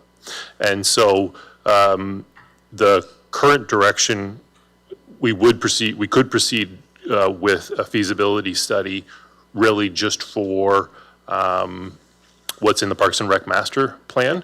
But even this wording isn't perfectly aligned with that. But at least that would be the direction generally. If there weren't a motion, would be the infrastructure and engineering team would have proceeded forward with a more detailed study on what was considered in the Parks and Rec master plan for a multi-use, multi-pad arena. Yeah, and I think that's helpful. I'm comfortable in going forward with that process that was set out in the master plan. Let's look at what the community consultation has already been. Let's understand the actual needs in the community, and then let's go forward with the plan. I'm not saying I'm pro-OHL coming to Chatham or anti-OHL coming to Chatham, but certainly I'd like more information when I'm going to vote on what is a pretty significant investment in Chatham-Kent, something we should have been doing for 10 years, 20 years, and have lost the opportunity. But if we're going to do it, we have to do it right, and we have to do it with all the information. I think I've heard a number of times around this table that community consultation is really important, that we need to follow those processes, and I think that's the right way to go. So I'm going to vote against this, and I just want to be clear, I'm not against an arena development. I think it's very clear we need an arena development, but what I want is to follow the master plan, to have all the information we need to make a decision, and to be clear, it won't be our decision, it'll be the next council's decision. So I don't think us telling them what's going to happen and taking away options is the right move. I think we should go forward with the plan we have in place, get that information back, and let the next council make that decision on what that's going to look like. That's why I'm going to vote against this. Still in support of arena development. I think we should follow the process that we've already supported and make sure we're listening to the community. Thank you.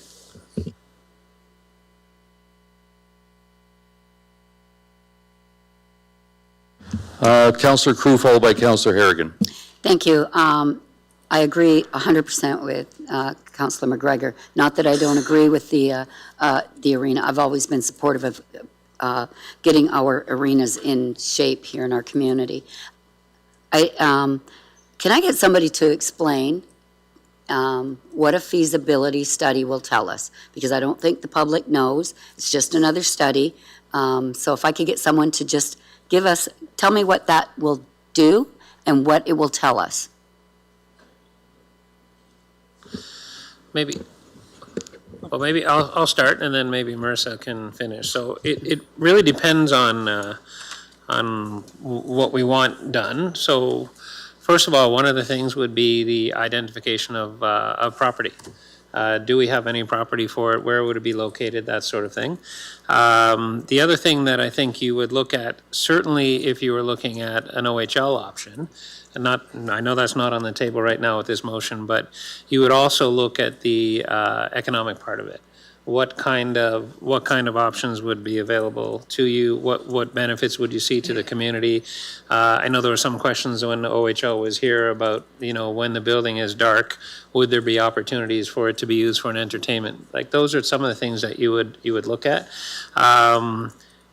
I think the other thing is more from a usage standpoint, which is, how would it be full? How many hours of ice time? What kind of trends are we seeing in terms of ice time usage in our community? Because you don't want to add another arena. You'd probably have to look at what you do with your other arenas. I think that would be part of it too, because you have to make some assumptions about how many hours of ice are available in the community. You'd probably also look at the location of other arenas, perhaps even outside of Chatham-Kent, but near the borders, and whether or not. So, for instance, if you spent money building a 2-pad in Tilbury, and then it finds out that in Essex County there's a plan to build 3 pads, so you'd have to look at the overall market. And then I think there's also the the more technical side of things, which is, if you do have land, is that land big enough for it? Is it suitable for it? Can it handle whatever your parking needs are going to be? So it's a pretty comprehensive study. It's not something that would be done quickly. Very few people do it. And if you think about it, there have not been that many done in Ontario in the last number of years, because there simply hasn't, at least from the OHL perspective. But even for the twin pad arena, I think that becomes a little bit less focused on some of those issues like I mentioned. The economic issues aren't as big of an issue. It's more about usage, and it's more about space and things like that. Marissa may want to add to it, because I think there's some sort of engineering issues that are looked at as well as part of this study. Through you, Mr. Mayor, I think CEO Dubin covered it well, but yeah, we would look at the functional requirements for the proposed facility and the site sizing, servicing, parking, facility configurations, design options. Wouldn't be detailed design, but it would be that functional design, accessing capital and operating costs, funding models, economic impacts, potential partnerships, funding opportunities, implementation risks, mitigations, and it would provide us some clear recommendations and next steps to bring back to council. Okay, thank you. So, we keep saying OHL, but this is looking at the whole arena inventory of Chatham-Kent, what we can sustain, build, and fill and use. Does that make sense? I'm just trying to make it simple. Yeah, I think that's a fair way of saying it. I just want to add that if it's not OHL, then you're not looking so much at the economic piece. Right. You're looking more at the usability piece and all the other things that Marissa mentioned that we would do with any major build. I think the difference is, if you're talking about OHL, then you really have to pay attention to the economic piece. And it impacts the size of the building and that sort of thing. So. Thank you. I am of the same mindset. I can't support this as written. I was thinking about breaking it out, but then it's piecemealing it. Is there a way that if this fails and we say, can we do this feasibility study as written in the Chatham-Kent Master Plan? Would that get us to where we need to be to look at all options? Because, like you say, the inventory that we have in Chatham-Kent, we need to look at what that is and all of those pieces. It's not just about the Maroons. It's about the usage of our community. Not that the Maroons aren't a great team. I'm supportive of them as well. Thank you, Mr. Mayor. So we wouldn't need another motion for that, because that was really already contemplated by the Parks and Rec Master Plan to move forward with the feasibility study for a multi-use, multi-ice facility. So would that move forward if we vote this down, or should we say? Yes, that feasibility study would proceed. The piece I would give for clarification is that if council wanted administration to include consideration in that feasibility study for an OHL arena, that would need additional direction. That's not currently in there, but if we're just talking about more of just multi-ice pad, multi-use facility. That was already included, and that work would continue without a new council motion. Okay, so if this gets voted down, doesn't mean we can't bring that piece back. Thank you. Councillor Harrigan, followed by Councillor Sakachi. Excuse me, Mayor Caniff, can I just jump in here? Did you want to clarify something about your motion? Yeah, I sure do, thank you. And I'm sorry, I'll let well, you might not want to talk after I'm done. The original motion had the 4 options, one of which was to consider keeping Memorial Arena, refurbishing it, and that went totally against the master plan. Master plans, I find, are kind of more visionary than strict. But in any event, that's a conversation for another day. So administration helped me reformulate this motion. Now, my original motion was in my package, so that's the one that I've been reading for, 4 days. So this one, I discussed this with staff, and this is really, frankly, this is not where I want to go. It's very restrictive. I wanted the option, basically, that the next council be given the option of what is stated here, a 2,500-seat arena and an OHL sized arena. The purpose of that was I didn't want a feasibility study done on just one, and then council have no option, and then if we say no, then it killed it. So this really didn't, there was some communication lines a little blurred here. So I think, frankly, I may just pull the whole thing because that's not what I intended. I didn't write half of it. So maybe the best thing is just to pull the thing and just go and start over next time. And frankly, I'll leave it alone. It's for the next council anyway. But this was just to ensure, well, actually, I do have a question maybe for Michael. When are we sending out the RFP for the feasibility study? And if you can guarantee, if staff can say, yeah, we're going to do that, and we're going to ask for options on different sizes of arenas, just so that council has the option to have options.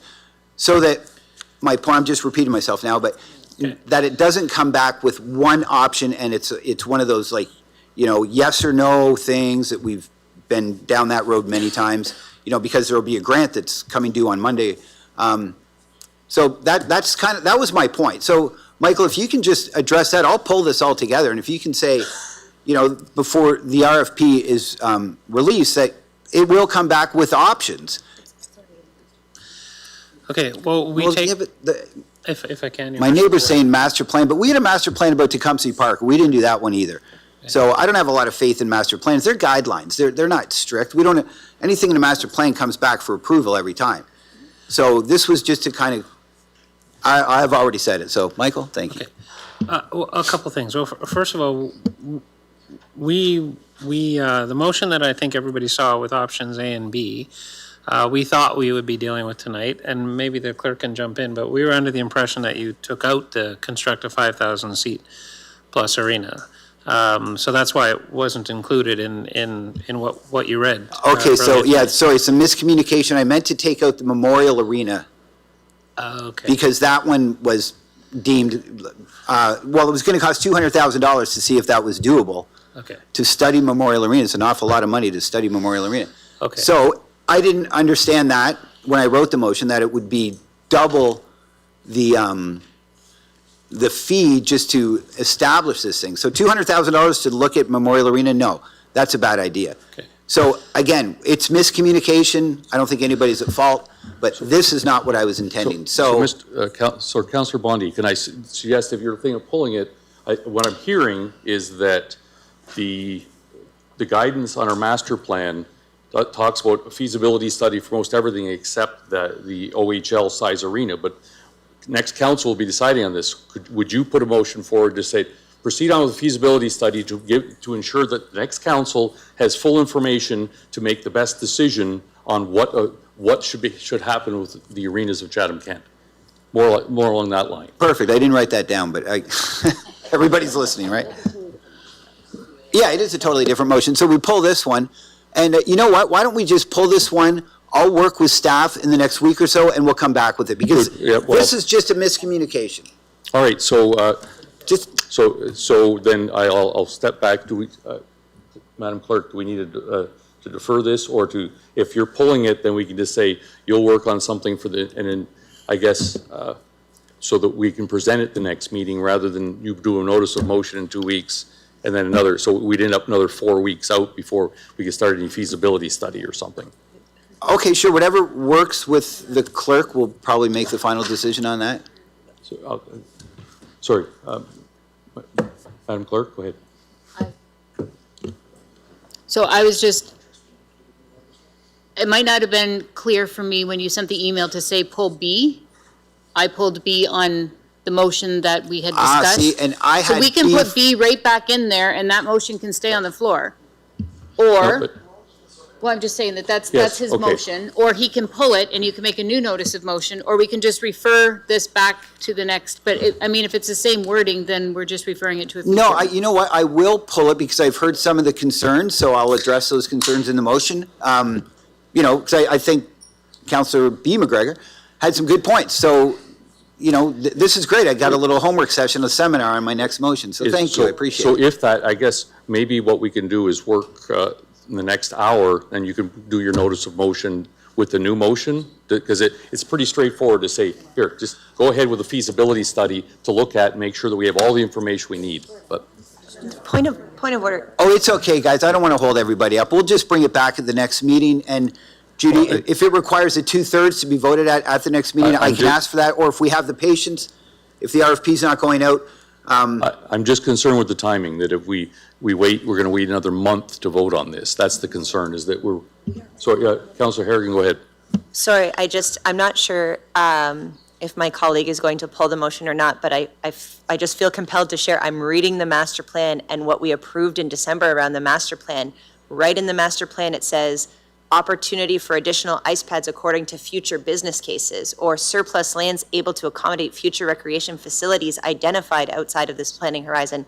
So, like, I think we've baked it into the master plan, and I think when we approved the master plan, we approved an amount of funds, I believe it was about $1 million, for feasibility studies. So I think we're kind of circling a drain here on something that we've already had discussions about, and I would consider the OHL opportunity to be a future business case that showed itself after we published the master plan. So I love the idea of pulling it. I don't think we need to bring anything back. I think we let staff implement the master plan. Okay, sure, thank you, Mr. Mayor, but, well, the other things are like the 30-year tax analysis and the Arena Advisory Committee, bringing in some members of the public to be a part of this. Just, it's such a massive investment, nothing like last week, but, oh, actually, this is more than last week, barely. But, so there are a couple of, anyway, I'm not going to waste everybody's time. Just so pull it and it'll come back. Or not, maybe you've talked me out of it. The reason we're, Good night. the reason we're discussing this is I'm hearing from administration, they don't have the guidance to do an OH. That's the only reason. Otherwise, I'd say, let's just pull it, the master plan. But I don't want, what we don't want to do is have administration say, well, in our feasibility study, we can't include the larger arena. Right, because that's not in the master plan. So we'll just pull this and start over. Okay. All right, so okay, so your motion to pull then, or, sorry. Whatever you want to call it, pull. Yep, motion to pull. Okay.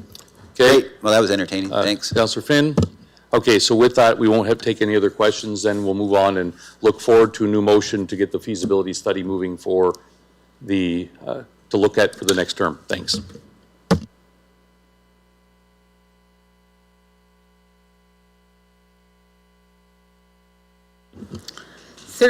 D, Ministry of Long-Term Care, one-time funding, projects for Riverview Gardens Long-Term Care Home. Councillor Anderson and Councillor Harrigan, can I each move this, please? Oh, sorry. No, you're good with this one? Yeah. You move it? I'm happy to move it. And so seconded. All right. Councillor Anderson, go ahead. Thank you. I just wanted to give props to the staff at Riverview Gardens for their work on this. I really don't have anything else to say except for it's really nice to get some good news, and getting some provincial funding for us to expand our programs is always really, really great. So I just wanted to give thanks to Jody and the entire team at Riverview Gardens. Okay, with that, we'll put it to vote. Councillor McGrail? Yes. All votes are in, motion passes 17-0. And the final report from the last council meeting, 13E, motion of Councillor Doyle regarding 110 Sandy Street in Chatham. And just to note from a procedural perspective, this motion requires a reconsideration. And unfortunately, Councillor Doyle is not able to bring forward this motion as he did not vote on the prevailing side.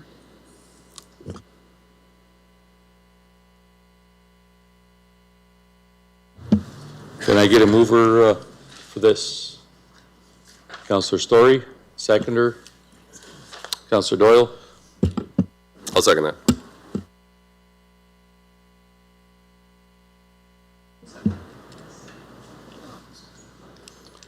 Councillor Story, go ahead.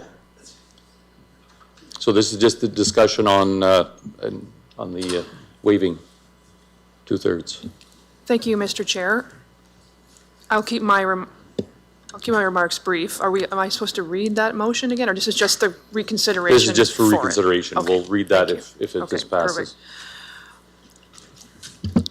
I think this is worth discussing in the context of what else is happening in the community, and mainly I do think that this is a critical issue in Chatham-Kent, and that if there are other opportunities that have presented themselves, since this has been some time that this came back, when this was first discussed, I think it is worth, if there are other opportunities that are in the community that might be options for us to explore, I would feel more comfortable if we took that time to explore them, and if we decide after the discussion that that's not what we're comfortable doing, so be it. But I do think that there have been some new opportunities that have potentially come to council, or come into the community since we last discussed it. And I think it would be, we don't want to let the perfect be the enemy of the good in this instance. But I voted in favor of it the first time, and I do support this site being given a new life that will benefit people in our community and help them succeed. And I think that if there are other opportunities to make that site even more successful with community partners, I'd love to have that discussion. Thank you. Councillor Doyle, followed by Councillor B. McGregor. Thank you, Mayor. Hopefully we can get a 2/3 vote here to do this. And like Councillor Story says, I think there's been a decent amount of time since that has went by since we purchased this, which was originally for affordable housing, and then the report came back to go to RFP for supportive housing. I think there has been some more recovery homes that have came to town that have shown interest, and ones that are here that are looking to expand. So I think location-wise, again, since it is 2 or 3 doors down from the women's shelter and backs onto a school, before we give the go-ahead to what we're going to do in that location, we should look at all options, and we haven't really spent much money on this yet, so I think now is the time to consider those options. And again, if council decides that we go back to what we originally said, then we go back to that, but at least let's have a conversation to discuss what those other options could be. Thank you very much. Councillor B. McGregor, followed by Councillor Crew. Thank you. Certainly appreciate the motion that's behind this one, and looking for solutions in the community. My question is, in starting to consider this motion, what does it do to, let me look up the number, sorry, 17B, which is the request for proposal award for that property that is also on the agenda tonight. And can we maybe have a comment on what happens if we discuss and pass this motion with that on the agenda? What does it do to that project or that need within the community?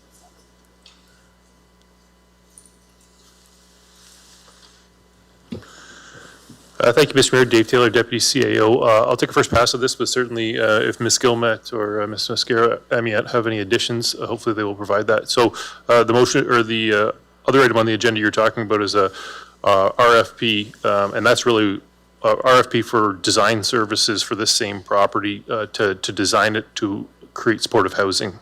And that really is why this is a reconsideration, because council previously gave direction to proceed forward on the significant need that this community has for supportive housing.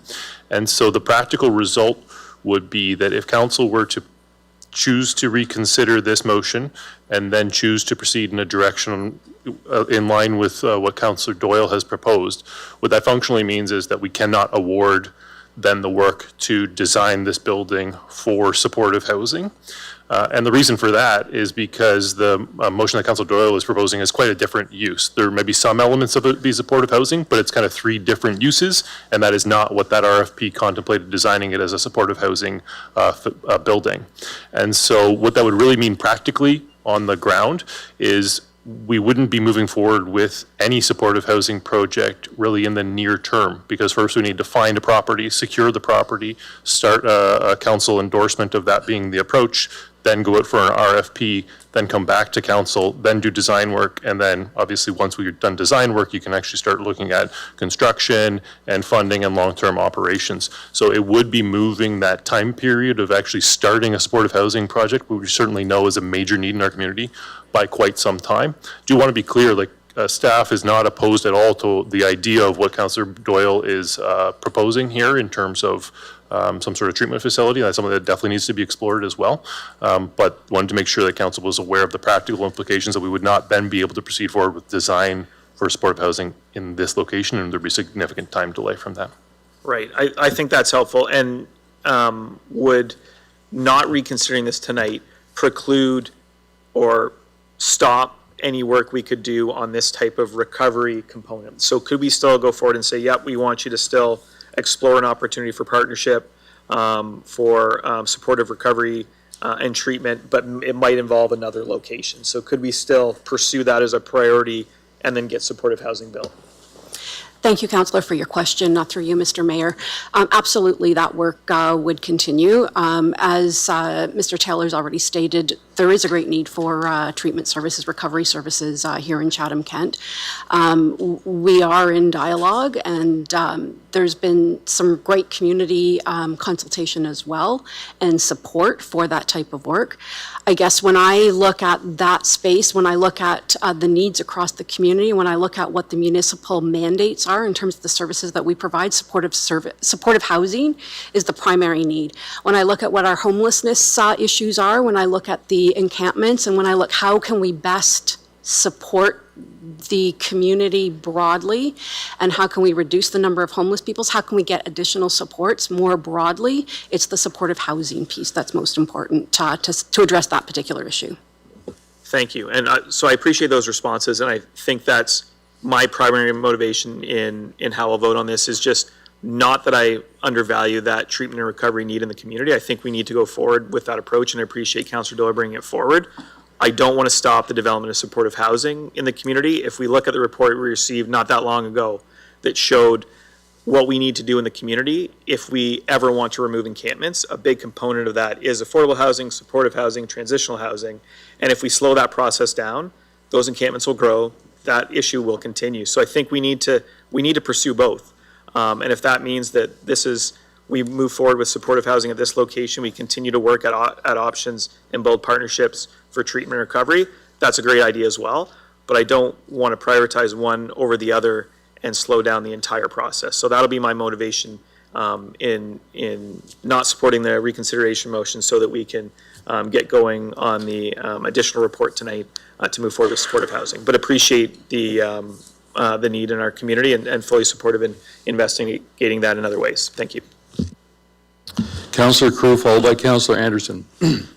Every time I follow Councillor B. McGregor, I kind of feel like I'm just preaching to the choir, but I agree completely. I totally support addiction and mental health, support of those treatment facilities, but the critical need also is supportive housing, because that continuum from encampments into cabins into where we don't have the supports and the supportive housing that people need when they need to relearn how to live housed.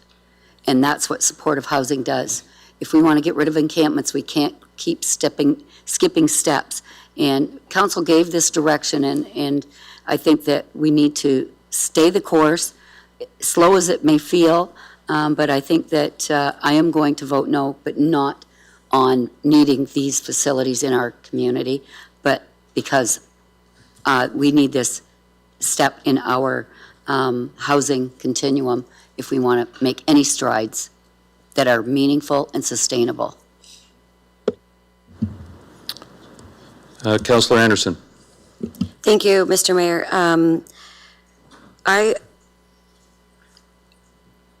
I want to be clear in how I state this. I by no means say that we do not have a need for supportive housing. We certainly do.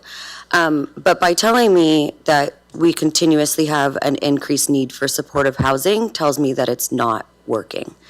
And what I would employ everyone to think about is the success rates of recovery homes are very, very high. Up to 85% of people that go through a recovery home are sober after 1 year. And I don't think that we can get those rates from our supportive housing.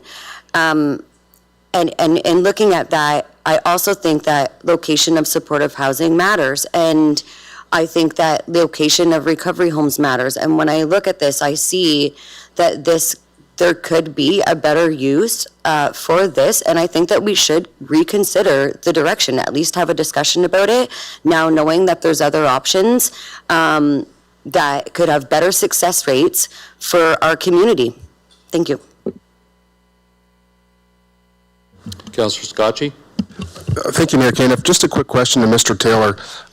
Given Councillor McGregor's questions, I guess, does impact my decision a little bit regarding the timing. So when we go to 17, I think it is B, there is a caveat there about RFPs and the funding sources. Is that going to significantly decrease our opportunity to secure future funding for that facility because of the delay? Just want to understand that a little bit. And then I do have a question to the clerk as well.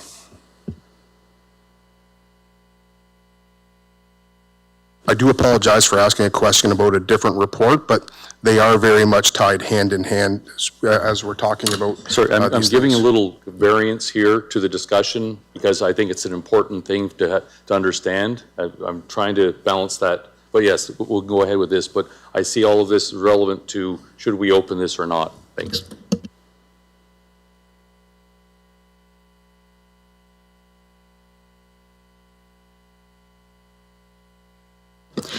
So I think, thank you, Councillor, for your question. So I think from a broad perspective, what we're hearing is that in order to receive funding from other levels of government, we need to have shovel-ready projects that are ready to go. We have heard that there's potentially additional funds for supportive housing. And the Sandy Street property is probably the closest property that we have that we can get to a shovel-ready state that would allow us to be competitive for other levels of government.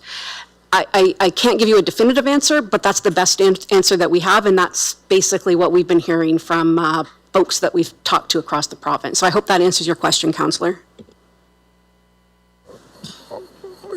Yeah, I guess it's just complicated because there's part of Councillor Doyle's motion that I want to support, but there's a part that's challenging, but we're only discussing the actual reconsideration.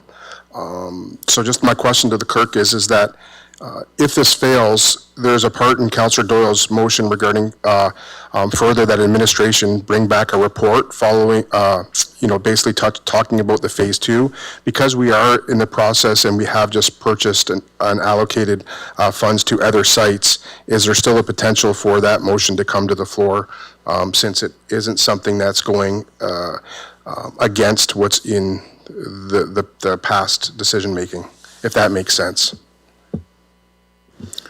Thank you, Mr. Mayor. So right now, the motion on the floor is to reconsider. If the motion to reconsider fails, then there's nothing being reconsidered. A new notice of motion could come forward with something else. The procedural bylaw states we can only reconsider a motion once in a year. So if this does pass and we reconsider, we would not be able to bring anything forward. And that RFP one for, which letter is it? 17B would not be voted on tonight either.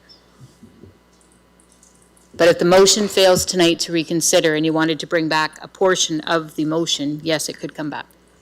Okay, thank you.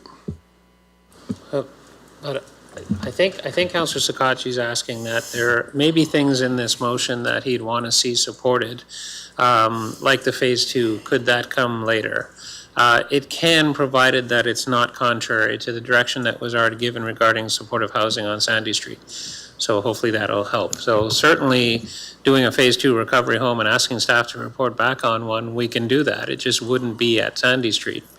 So that is open for council to give us that direction, and it would not be considered a reconsideration. And then Councillor Doyle could bring that notice of motion at a future date then, because it is not contrary to, because I think that portion is something I'm very supportive of looking at that option, because it's a report. So I just wanted to make sure that was a potential. If that's, because that's not an opposition. Talking about doing a recovery center at a future location, that's not something we've already discussed. We've only discussed this particular their building, and I don't want to say we're not going to look at something that could be a good idea at some of the other properties that we've already purchased. So that's kind of where I'm going with that. I think that's correct, and it doesn't just have to be properties we've already purchased. It could potentially be a property we haven't yet purchased. Or we could okay, thank you. I don't know if Jody wanted to add anything to that or not. Thank you. I just wanted to remind council that at the April 13th council meeting, there was a motion that was passed whereby staff were directed to bring back a report by July that asked us to look at a Phase 2 recovery site. And the language within that talked about partnership options with CKHA, but also potential partnership structures, other ones that might exist as well. So that piece of work is also underway as well. So just as an FYI for council. Thank you. Okay, seeing no other questions, I'll go back to the seconder, and then I'll, Councillor Anderson, then I'll go to Councillor Story. Thank you, Mayor. I guess I got first a question to staff. Sorry, so when sorry? Oh, sorry. So when I asked Judy, I needed to see who voted which way. So I asked for the voting for Sandy Street. So when we originally bought that, the wording of that said that we were buying that to make it affordable housing. When the report came back to us and the recommendation from staff, it said we were going out to RFP for supportive housing. So I'm just curious who changed it from affordable to supportive in the first place? Because I don't believe council ever made that direction.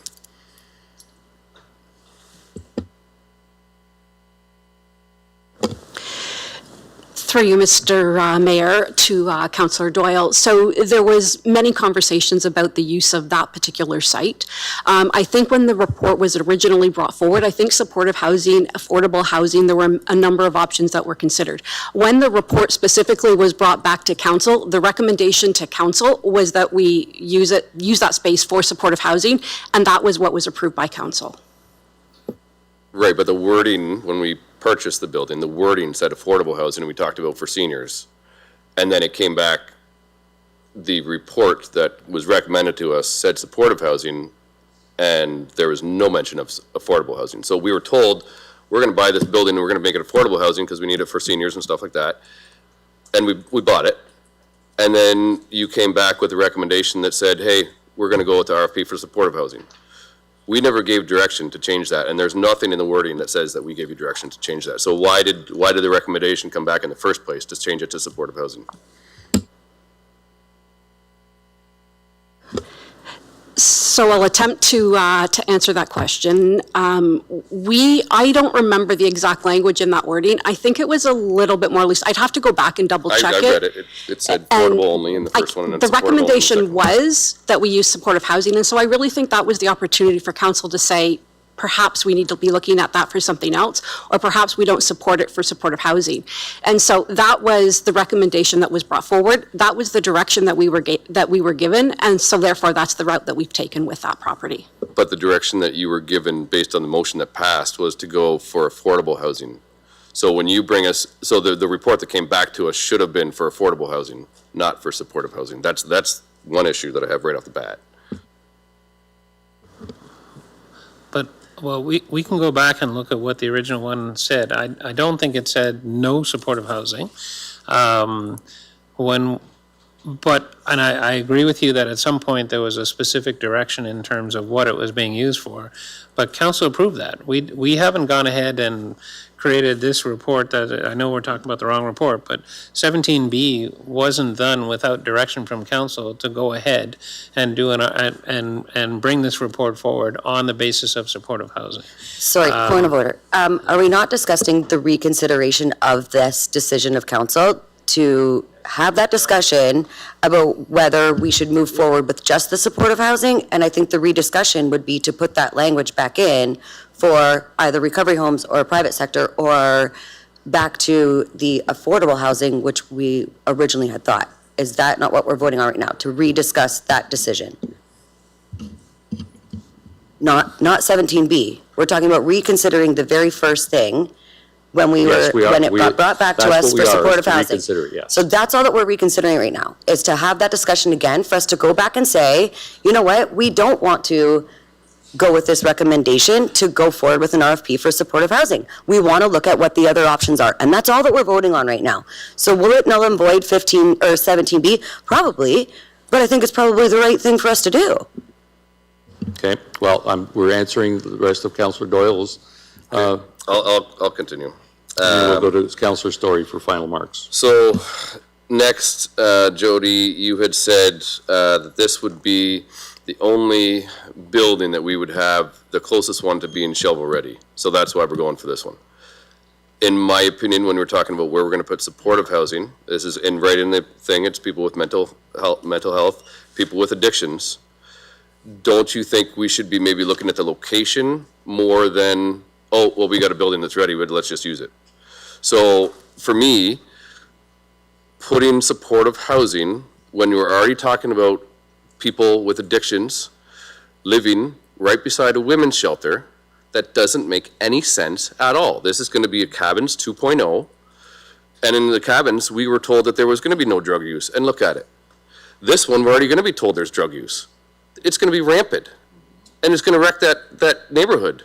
And it's not going to be good for the Pines. It's not going to be good for the women's shelter right next door. So 100% we should not be putting supportive housing at Sandy Street. So if it wrecks the RFP, it wrecks the RFP. Okay.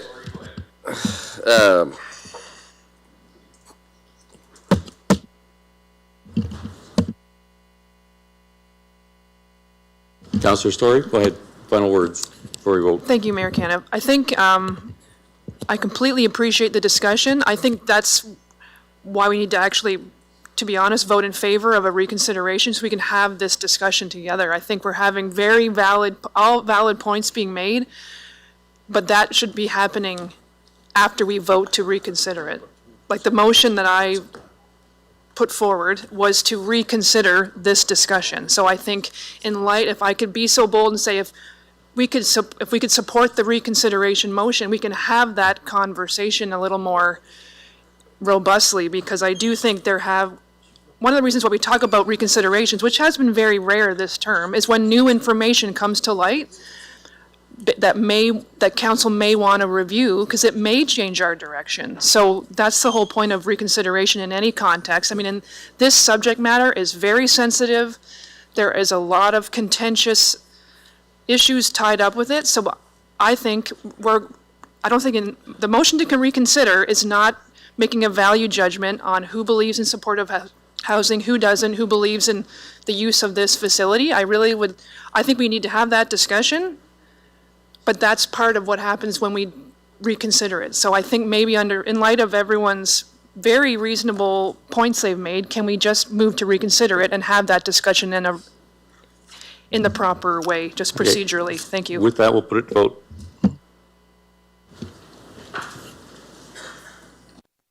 Councillor McGrail? No. All votes are in. Motion fails 9-8. We didn't reach a 2/3.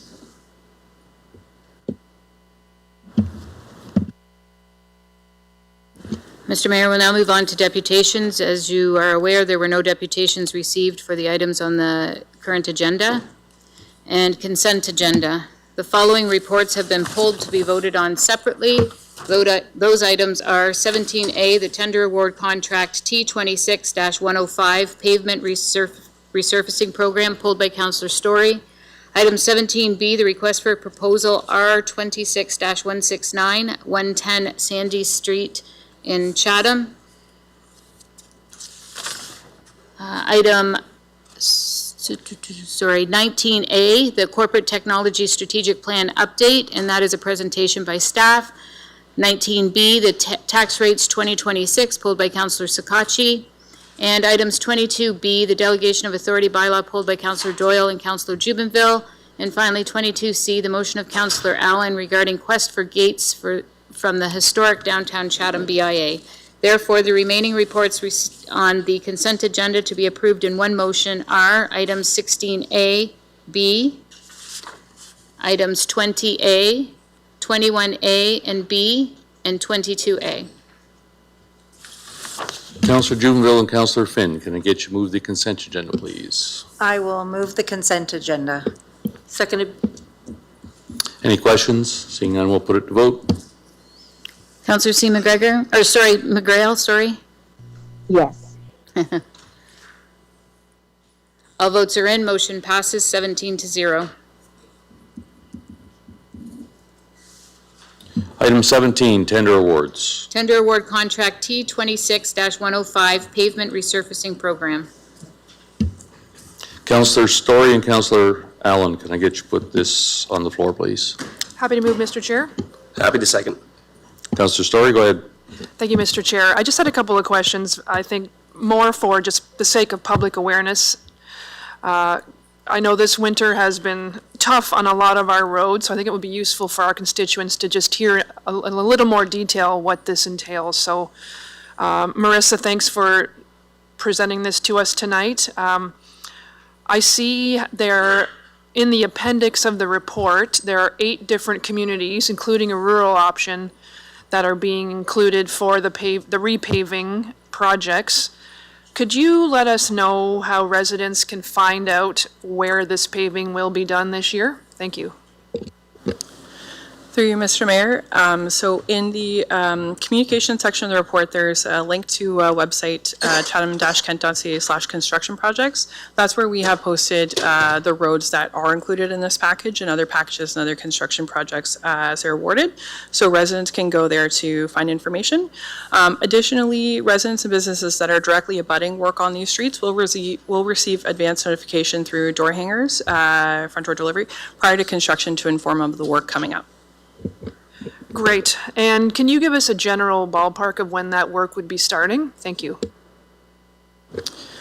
Through you, Mr. Mayor. Yeah, so this work would be starting late spring, work through the summer, and be completed in the fall.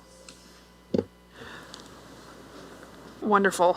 You mentioned the OCIF fund. Could you remind us what that is and how much that fund will be covering of this total cost? Thank you.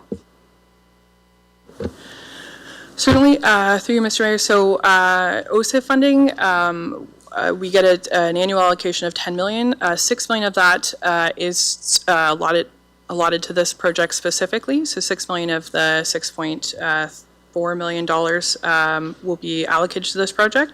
The balance has been allocated to other road maintenance and renewal activities such as our cold in place program, crack sealing, surface treatment, et cetera.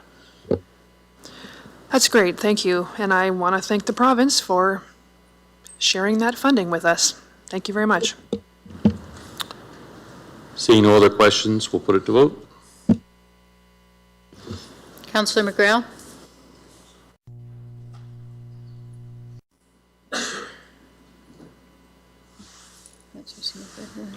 Councillor, okay, all votes are in, motion passes 15-0.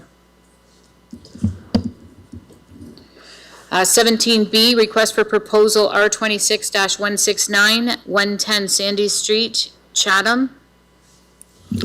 Councillor Crew and Councillor B. McGregor, can I get you to put this on the floor, please? I'll be happy to move that. So seconded. Councillor Crew, go ahead. Followed by Councillor B. McGregor, Councillor Doyle. I think I've already said everything I need to say about 110 Sandy Street. I think that we need supportive housing, and looking forward to moving forward. Yeah, I agree with Councillor Crew, and I think that moving forward with this, as we supported in the past, doesn't preclude the work that's going on already to identify partnerships for Phase 2 recovery, which I think is really important. So I think there's a lot of needs in our community. We need to recognize, as was outlined in previous reports, how significant that need is, and if we really want to make headway on the encampment issue, on homelessness issue, there's going to be a number of different supports that are needed, including affordable housing, including supportive housing, including transitional housing, including recovery and treatment, and we need to make sure that we're achieving those goals in a timely manner. We've made some decisions on this property already, and I think we have other properties and other opportunities out in the community that are going to need to come back as well. We know that there's no one solution to this issue. There's no one project that's going to be the magic bullet. It's going to be a combination of different solutions within the community. Thank you. Councillor Doyle, followed by Councillor Story. Hi, thanks, Mayor. I pulled this just because I wasn't sure if it was going to be voted in consent agenda before the other motion, making my motion null and void. So that being said, there's no way, shape, or form I can support putting a supportive housing right beside a women's shelter, and I really hope that if this passes and a supportive housing goes there, people remember who voted which way and call those people up and let them know how you feel, because this is going to destroy that neighborhood. Big no from me. Councillor Story, followed by Councillor Anderson. Thank you, Mayor Caniff. I'm wondering, in terms of a process piece, if there are opportunities for new community partners to be part of this redevelopment of this site, how would we be able to do that? Thank you. Thank you, Councillor, for your question through Mr. Mayor. So what this report is for is to be able to award for the design and the tendering of this. Specifically, we're looking at supportive housing. The next pieces of work will be looking to find somebody who can actually deliver supportive housing. And so that would be going out to tender. We would need to adhere to our purchasing bylaws and making sure that we're able to go out and do that. We can explore what other options are there, but we need to be mindful of what our purchasing procurement bylaw says as well. Absolutely. No, I respect that. I'm just thinking sort of in terms of the next steps. So if this is approved, the design and tendering will be given to Architectura. I'm just thinking about as they go through that process, and it will be tendering out the next phase of the operation of the site. Is that correct? If I'm trying to repeat back to you so that make sure I'm understanding. This is just the design and build, the design and tendering. The next step will be who runs the site? That is correct. Okay, perfect. So at that phase of who's going to be operating the site, that will be another RFP, and if there are community partners that are perhaps interested in providing services within that site, that would be a possibility. They can bid on that tender, or they can bid on that RFP to potentially be the operator of that site. Absolutely, correct. Okay, and maybe just take that one more step. When we talk about supportive housing, are there recovery models that could be included in that type of housing? So we could still perhaps provide that service that I think there has been strong arguments made in favor of that model. Supportive housing is obviously a fairly broad term. Would opportunities for a recovery piece could be part of that RFP process for the operator? Is that possible? Through you, Mr. Mayor. So that's a little bit of a tricky question to answer. And the reason I say that is because when we talk about supportive housing, it's really about wrapping supports and services around individuals and helping them access whatever supports they require.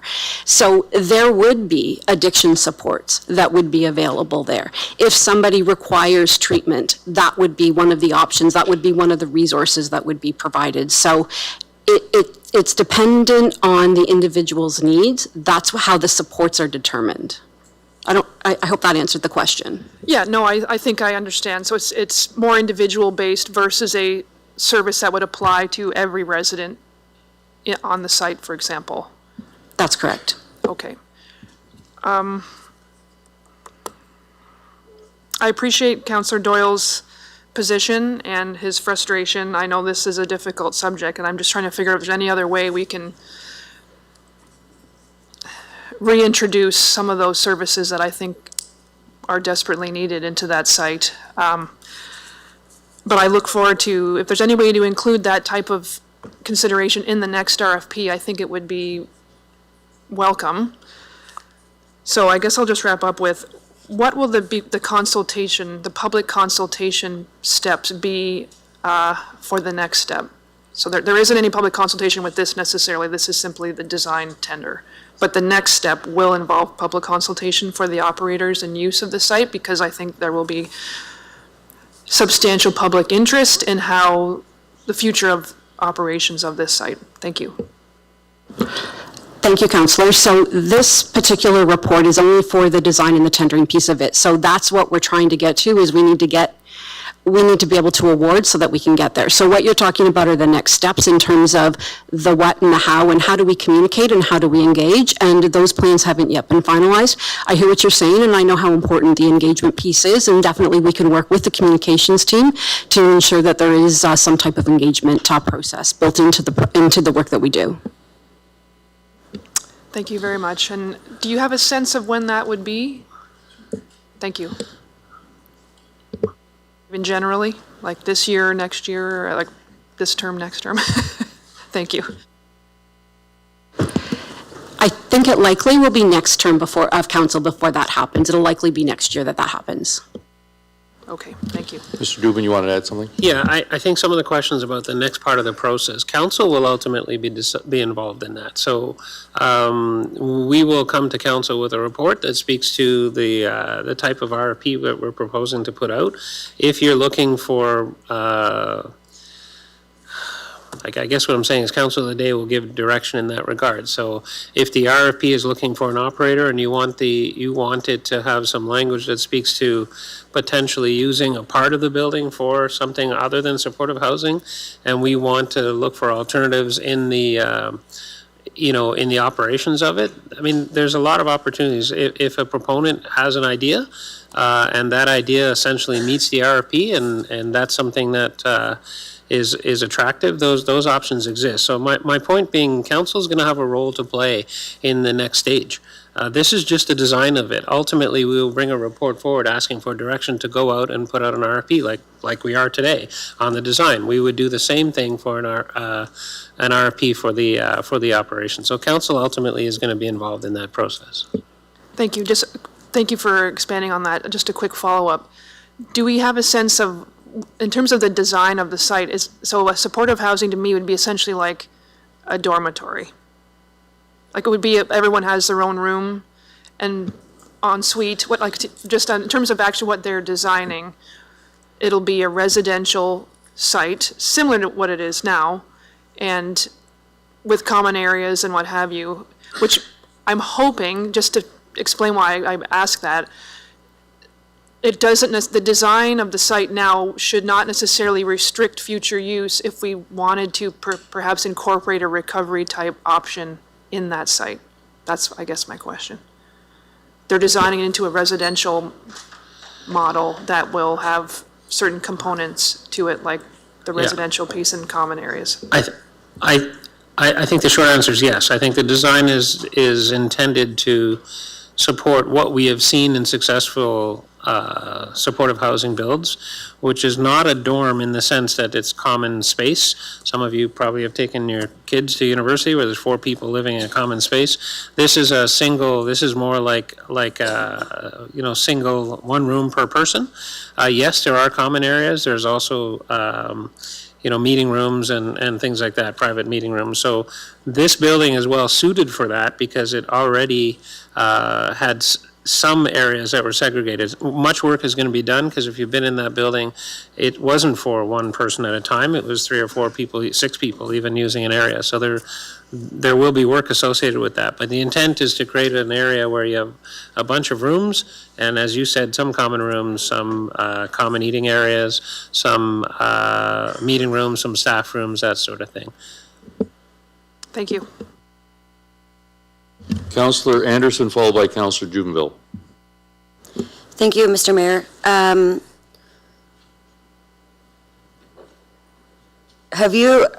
Mr. Mayor, have you had conversations with somebody about the potential for something to be done that would cost $0 to taxpayers with this spot? Sorry, can you repeat the question? My question is, the fact that new items have come to light, a new opportunity for this space has come to light, and there's been conversations with this space, and then for us to put $500,000 into it, where potentially we could have $0 to put into it and it to be developed completely privately with a recovery space, it's in light of being responsible for taxpayers' dollars and our administration's time and work on this, it is a no from me. Okay, Councillor Jubenville, followed by Councillor Bondi. Thank you, Mayor Caniff. I'm going to echo Councillor Anderson on 2 items. When we are strategizing on where we're going to put facilities like supportive housing or low barrier shelters or whatnot, we have to be very cognizant of where we are putting it.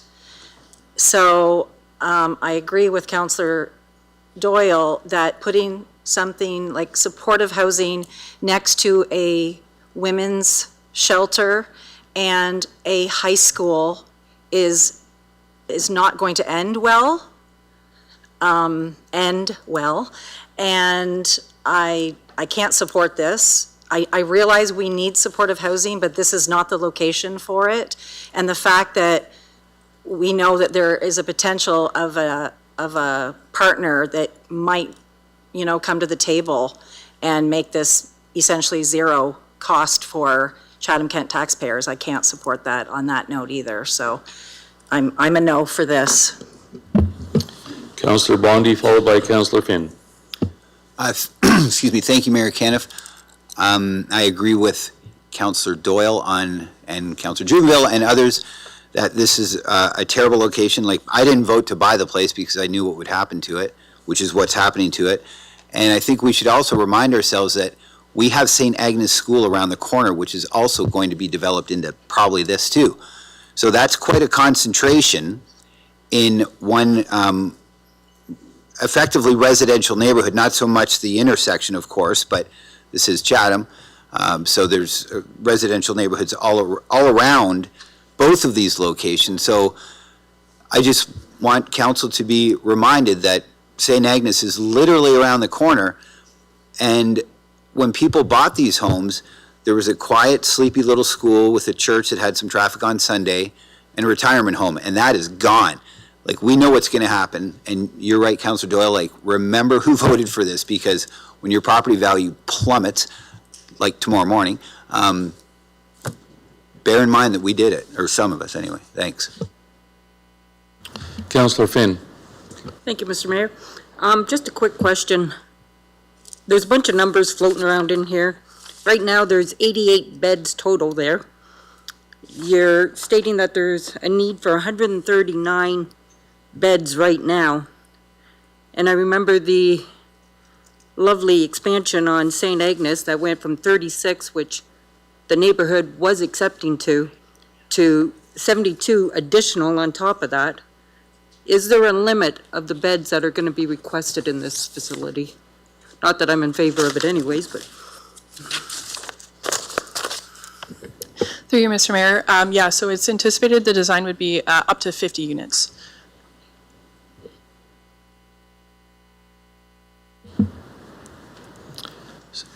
Councillor McGregor, and I'll go to Councillor Crew.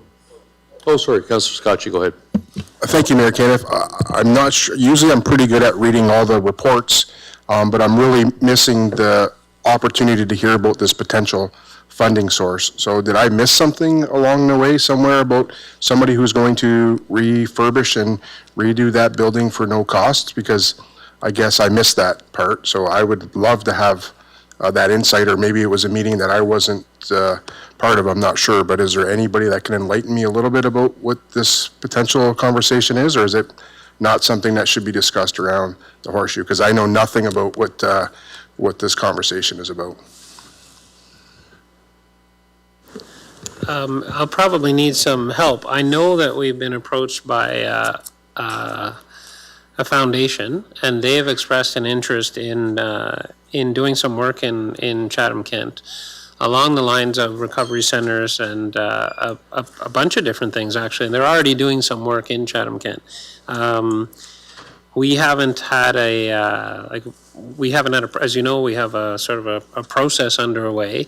We haven't had the opportunity yet to get all the details from them. I wasn't aware that there'd be no cost to the municipality. I don't know if anyone else who maybe has a bit more information than I do. So it appears to me that they've met with certain councillors around the room, because some people know about it. As you may not know, we do have a process that we started at council's direction to go out and do a request for expression of interest. For all of the properties that, well, not all, but the properties that we own for potential housing. And we are in the process of collecting those submissions from people. So we haven't gone through and analyzed all of them yet. So we do have some people who've responded to that request for expression of interest. And I think the group that folks are referencing are obviously part of that process. So I don't know if anyone over there can add anything more, but that's where we're at this point in time.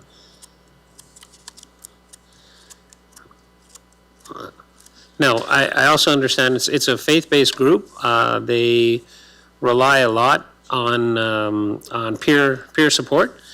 Somebody was talking earlier about the recovery percentage of success. And so that number is a number that I think they've been speaking about as well. They rely on peer support, so they don't hire necessarily a whole bunch of people. They rely on people who've been addicts and who have life experience, which is not uncommon, by the way, in recovery homes. So that particular group, I think, has a number of ideas, but we haven't gone through that process yet to even ask for an RFP. All we have at this point is we put out an RFIE, a request for expression of interest, and we've heard from a couple of different groups, but we haven't had the chance to assess it yet. Mr. Dubin, it's not so much about the RFP question, it's just about the no cost of the municipality. That's the portion that, and they said we were approached, and I just didn't know who we were, because I've just never heard of that potential.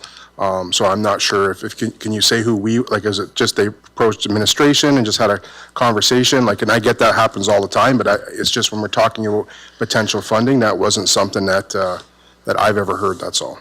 Yeah, they've had a conversation with certain people on administration, and they submitted a document. Sorry, I'm trying to talk to you and look at you at the same time. They've submitted a document for us to consider. But like I said, I know that we've had others that have expressed an interest as well. Theirs is different because it speaks to a number of properties, but I'm gathering from the comments around the table that they've had some discussions with councillors. I can't speak to that. I wasn't involved in conversations with any of the councillors that are here. Yeah, neither was I. But just I guess last question to Jody, I guess. Just quickly, Jody, if there was a terminology change and it was moved from supportive to affordable, would that significantly impact the direction of administration if we simply went to affordable instead of supportive?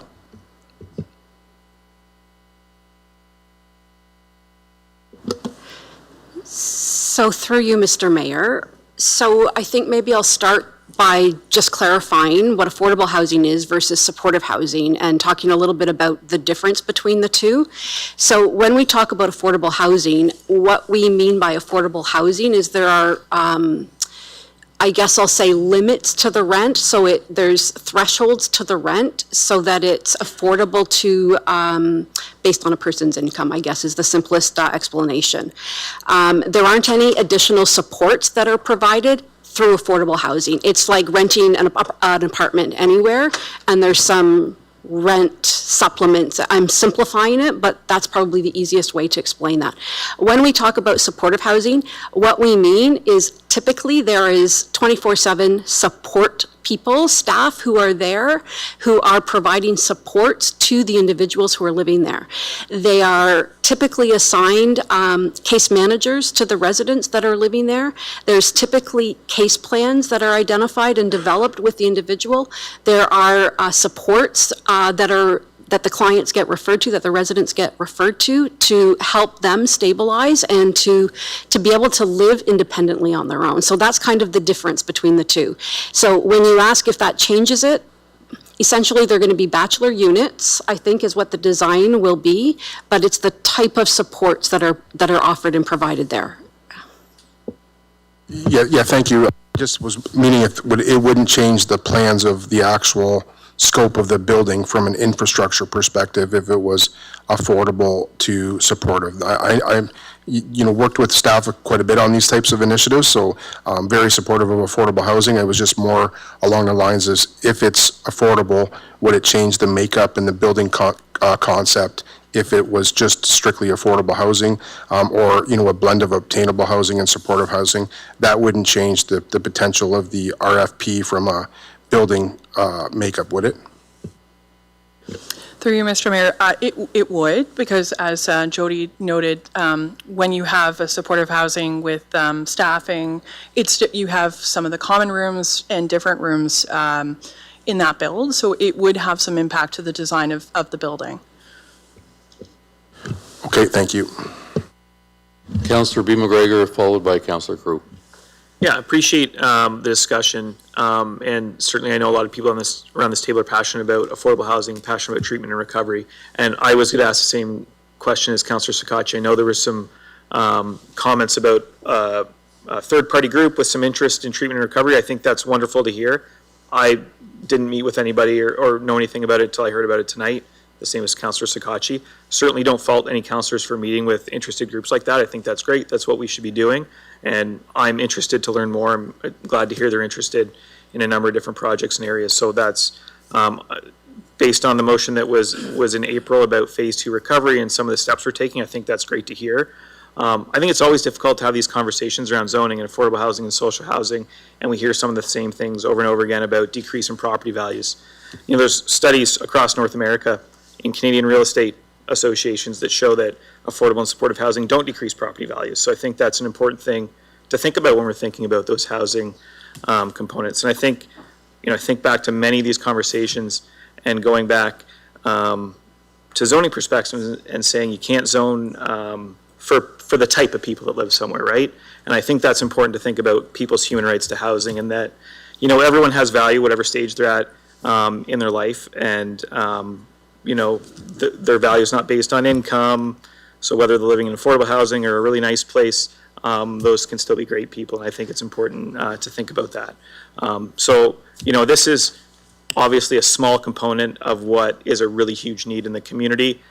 We've seen that in the studies around the needs in the community: affordable housing, supportive housing, market rate housing, and we need to think about those each time we make those decisions. So I know we're facing a big challenge in the community. This is one small part of addressing that challenge.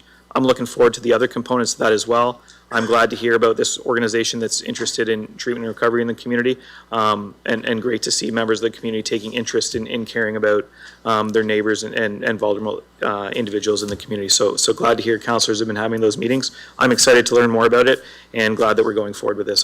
We hopefully will go forward with this opportunity as well. Thank you. Councillor Crew, go ahead. Thank you. I don't think I'm going to change anybody's mind, so I won't talk very long. I just want to say I think that we need to continue with council's direction in this supportive housing venture. It's not going to make, it's going to make a huge difference in some people's lives, but we're not going to change everyone's. But you know what? When you throw that starfish back in the water, it made a difference to that one. So we need to continue to do this work. Thank God we have the partners in our community that we do. I think I know who you're talking about, and they are doing some amazing work and looking forward to the difference that they're going to make in Chatham-Kent. And I want to thank everyone for taking the time to discuss this, and there's nothing I can say to probably change your mind, but I just glad that we are continuing on with this direction. In the encampment committee, there was one of the deputations asked, what are you doing for supportive housing? And I mentioned that we had this that was bubbling around there, and Councillor Bondi was there as well when I mentioned that this is happening. So these are some of the things that will help get some of those folks out of tents. Maybe not a lot, but it's a start, and we have to start because no one else is doing it for us. Okay, I've noticed a couple of hands going up, but you've already spoke, so we're not going to cycle through again on that. Can I just possibly see if we can add a couple words in there? 110 Sandy Street be awarded for sober living supportive housing. No, I guess the mover and the seconder, No. Okay. So, Councillor Harrigan, I know you were on the speakers list, and with the permission of the mover and seconder, I apologize, Councillor Crew, because I thought that you spoke very eloquently. I just would like to say, so in my work life, I have heard of some conversations, as Mr. Dubin has outlined, but in my council role, I have not heard of those conversations referencing this property. So I would just like to say that if there are councillors who know about things that are referencing this specific property, the appropriate thing to do from a procedural standpoint would be to motion to refer it back to staff to get more information about what those opportunities are, because otherwise I am fully supportive of this unless there's information that I don't know about. And so I just wanted to say that. Right, pardon? Right, but you can motion to refer it back when it's already on the floor. Is that correct to our clerk? Yes, there's either the motion to refer back to administration or a motion to postpone till a certain time, but I would ask administration what that does to the RFP process, because this is an RFP, not just a recommendation, so that may be a question. Sorry. And then the other thing I just wanted to comment, because initially I thought this was just about the architecture of the building and everything, but we did talk a lot about services and service delivery. And I did not declare a conflict because my understanding from the report was that at a future meeting, there would be an RFP that talked about service delivery, and I just feel the need to clarify that that's the reason for that. So, sorry, and I feel like I may have delayed the meeting, and I apologize, Mr. Mayor, but I just wanted to point that out procedurally because there's a lot of things I feel like that aren't being said while we're having discussions about this building.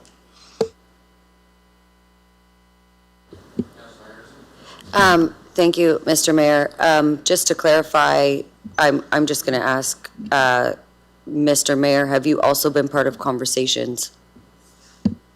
As I'm aware that there's report that we've gotten, like other reports or items that people are interested in this property, yes, looking at different ways. And as we move forward, we'll be able to work with all of them. We've got several properties, including this one. And it's extremely important that we work with all those partners because we, as a municipality, can't do it alone. So as we move forward, yes, we'll be talking to them. We'll be talking to other groups that are very interested in moving this forward. So that's where it stands.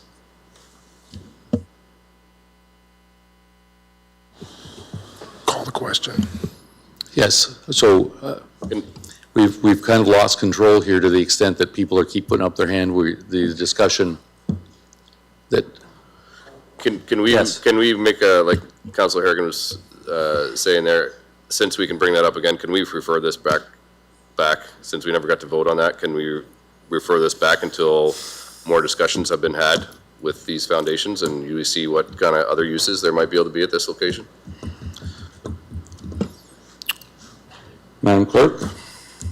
So there's the opportunity to motion to refer back to administration, but I think it's important to ask administration about the RFP. Yes. Like, there's a timeline for. Sorry, can we clarify that first?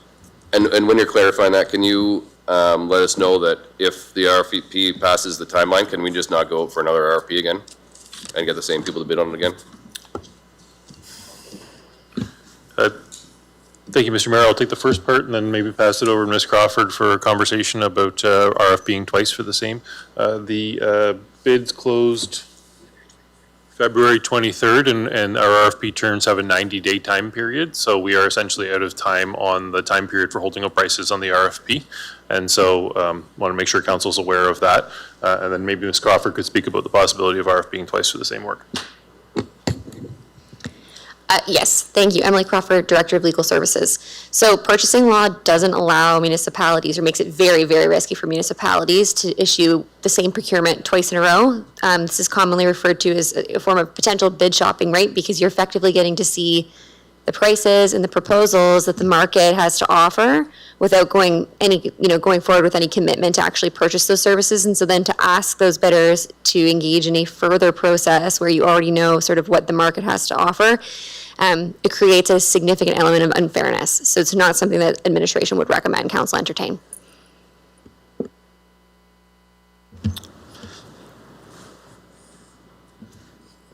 So Councillor Doyle, did you want to put a motion to defer? Yes, please. Okay. Refer, sorry. So it's a motion to refer back to administration for what additional information? Additional information from the foundations and the people that have done the expression for interest for the recovery, or what, what Michael was saying, for 110 Sandy Street. Councillor Story, you going to second that? I'll second it, sure, to get it on the floor. Could I ask a question on that seconder? Certainly, now that we're here, yes. So Councillor Doyle, then I'll go over to you. Councillor Doyle? Yeah, and we can word it however it makes sense with regards to that, just to give us a little bit more time to see what's out there before we make a final decision on and spend $500,000. Councillor Story? Thank you, Mr. Chair. In light of the timeline for the RFP, is it possible to have that discussion before the RFP closes? So we're not in a bid shopping situation? If this, if these folks are interested in having these conversations, I'm assuming they could be available in the near term, so we wouldn't have to necessarily get into the hot water of having to issue another RFP. Is that possible to do in the time frame? Thank you. May 27th. So Sorry, 25th. May 25th, so our next meeting is after that date. Okay, this is an important discussion, and I think if we could have that, I'd prefer to have that information. I think if there's someone who's willing to step up, could we have that conversation? I think it's worth considering. Sorry, Madam Clerk, I'll defer to you. What was the question, The sir? question is, Can we call the question? No, there is a motion on the floor, and now you can put a motion to refer back to administration on the floor while there's a motion on that. Oh, Yes, sorry, yeah, yes, all right. the debate should just be on the Oh, motion yes, to because I refer. think we've all established where we stand there, so I think we'll put this to vote right now. Sorry, to explain, yes. This is the motion to refer. So,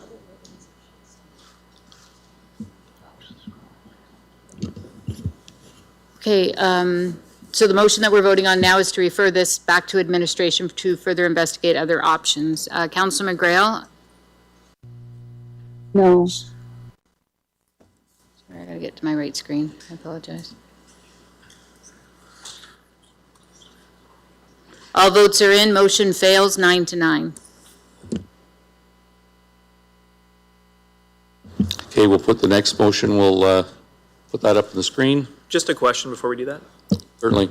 Can we get that information back anyway? Because from what I understand, they were interested in other properties, and a number of us don't know who this group is, haven't heard any of the proposals, don't know what's going on. So I'd love to get an information report back or some type of information that the rest of us can take a look at, because I imagine if they have interest in other properties, there's still going to be some opportunities moving forward, and I'd like to have that information. So there was going to be a staff report that reported on the RFEI process, and so any feedback that we got from any proponents would have been shared with council. So, and maybe what we can just do is share with you the proposals, but we won't have a time to do a report on it yet. But if that's something that council wants, I'll talk to staff about it. I don't see any reason if we have it that we can't share it with you, but just keep in mind that we haven't had a chance to do any analysis of any of the submissions, so. Yeah, I appreciate that. Thank you. All right, we'll get that to you as soon as we can, to all of council. Okay, with that, we'll put this one to vote. Councilor McGrail? Yes.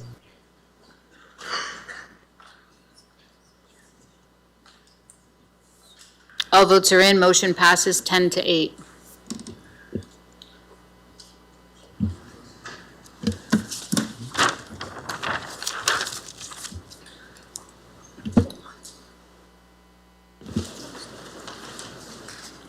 We'll move on to item 19, Finance, Budget, Information, Technology, and Transformation. 19A, Corporate Technology Strategic Plan Update. There's a presentation by Catherine Fitzgerald, Director of Information Technology and Transformation.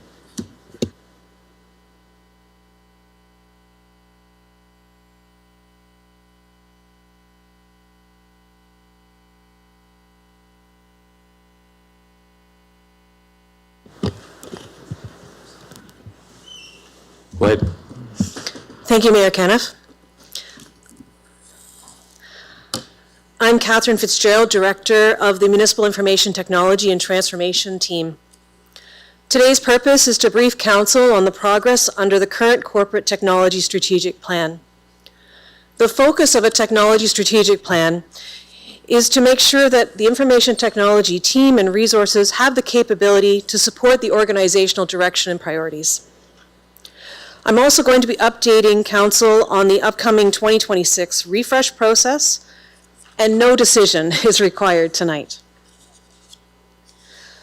So since 2020, our information technology and transformation team has improved how we connect and communicate, delivered key corporate systems, improved support for the 24/7 services at Riverview Gardens, strengthened how we protect our systems and data, improved tools for staff who work in the field, and replaced 40% of our aging, higher-risk equipment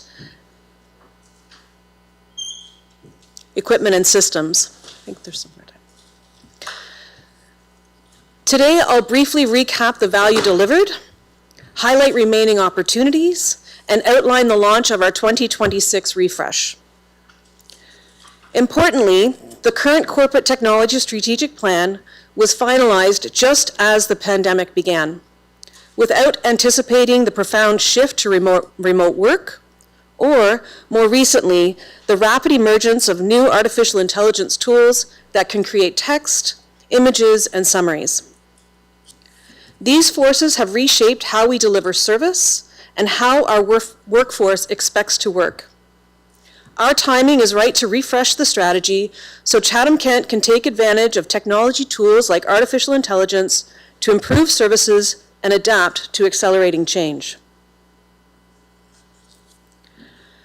Our Corporate Technology Strategic Plan sets out how we use technology to support Chatham-Kent's broader vision.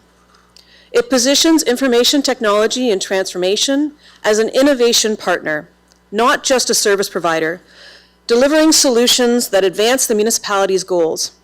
In simple terms, we connect technology investments directly to a welcoming, healthy, and prosperous community that is culturally rich and naturally innovative. This alignment ensures every initiative we sponsor is tied to clear results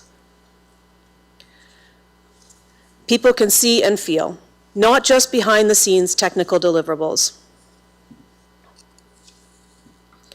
This slide highlights the transition from vision and intent to tangible results. Over the life of the current Corporate Technology Strategic Plan, there have been several important achievements that have strengthened Chatham-Kent's technology foundation and how information technology supports the organization. What's important to note is that much of this work happened during a period of significant disruption. In addition to the technology demands of pandemic response and hybrid work environments, we've also changed how our technology team is organized and adapted to increase risk of online threats. Yet we are still able to make meaningful, lasting progress.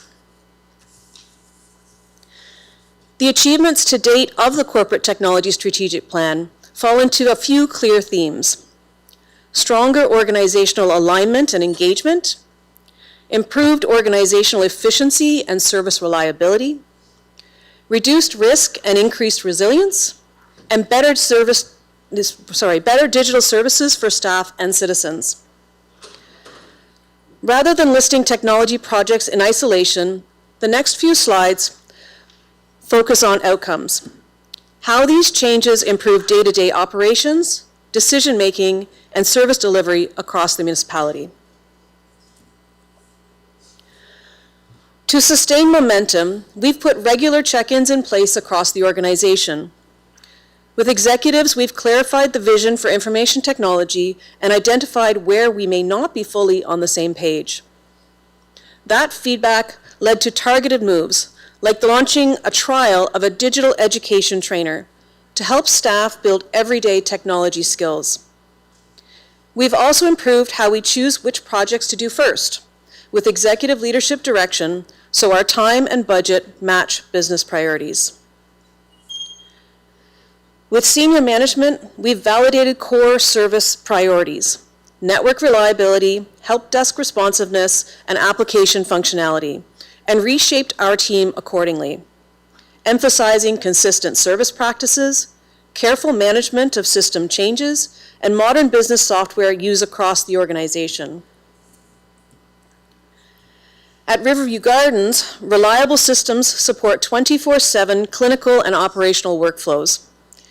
Engagement with senior staff resulted in identifying Riverview Gardens as needing a concentrated strategic investment in technology.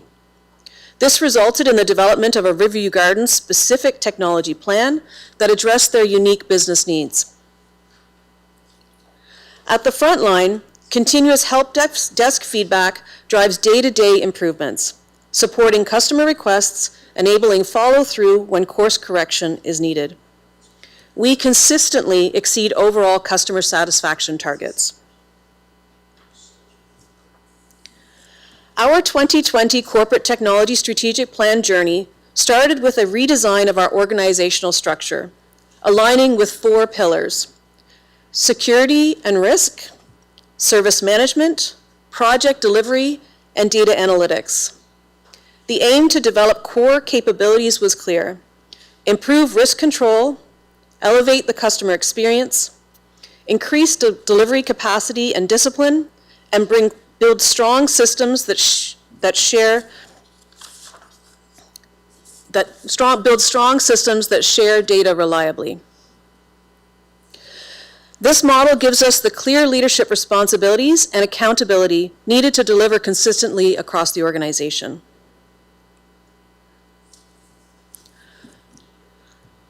On operational efficiency, we focused on helping new employees get up and running quickly.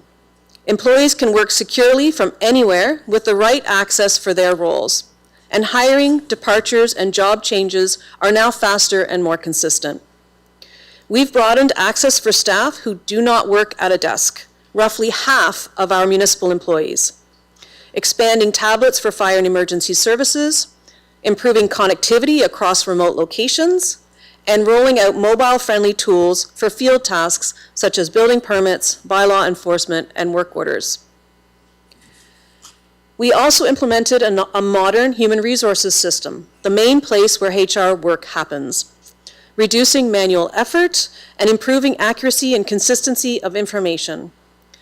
Collectively, these changes remove friction, speed up work, and save time across the organization. We've reduced organizational risk while improving our ability to keep services running. Highlights include setting clear guidelines for how much technology risk we're willing to accept, completing more than 200 security reviews before we adopt new tools and technology, and building strong service continuity plans with all business units. We've also improved oversight of major projects, with the executive management team serving as steering committee. We set up a simpler way to submit and track requests and created easy-to-read status reporting that shows what's planned, what's underway, and what's coming next. We've invested in secure, actively managed connectivity, extending reliable internet access to large public facilities, and expanded our internal staff website to reach all employees, including those without individual computer access. Finally, we started moving to an electronic system for storing and managing documents and records in line with municipal record-keeping rules. From a citizen value perspective, giving field staff better mobile tools has made a big difference. Giving inspectors and officers the information they need on site improves both the employee experience and customer outcomes. For inspectors in the field, mobile access means fewer return trips and faster answers for residents on site. As part of the plan, we did reaffirm our commitment to a product called CityView, our main system that supports many municipal permits and licensing, such as building permits, planning applications, business and animal licensing, bylaw and parking. And we continue to move those services online so residents can apply, pay, track progress, and receive updates. We continue to expand modern channels, our website, social media, our public open data site, budget access, and targeted engagement tools like Let's Talk CK. These modern channels mean that services are easier to access and more transparent. Our website review initiative being completed in 2026 will further improve and bring together these public information and online service options. Underpinning all of this is a strong modern technology setup designed for a 24/7, 365 service organization. We've refined processes so requests are handled efficiently, urgent something's broken issues are resolved quickly, and new project requests are handled in a clearer and simpler way. In 2025 alone, the service desk handled just under 9,000 requests. On average, urgent issues were resolved in under 3 hours, and requests for something new in less than 1 business day. These outcomes reflect a well-run operations and a culture of continuous improvement.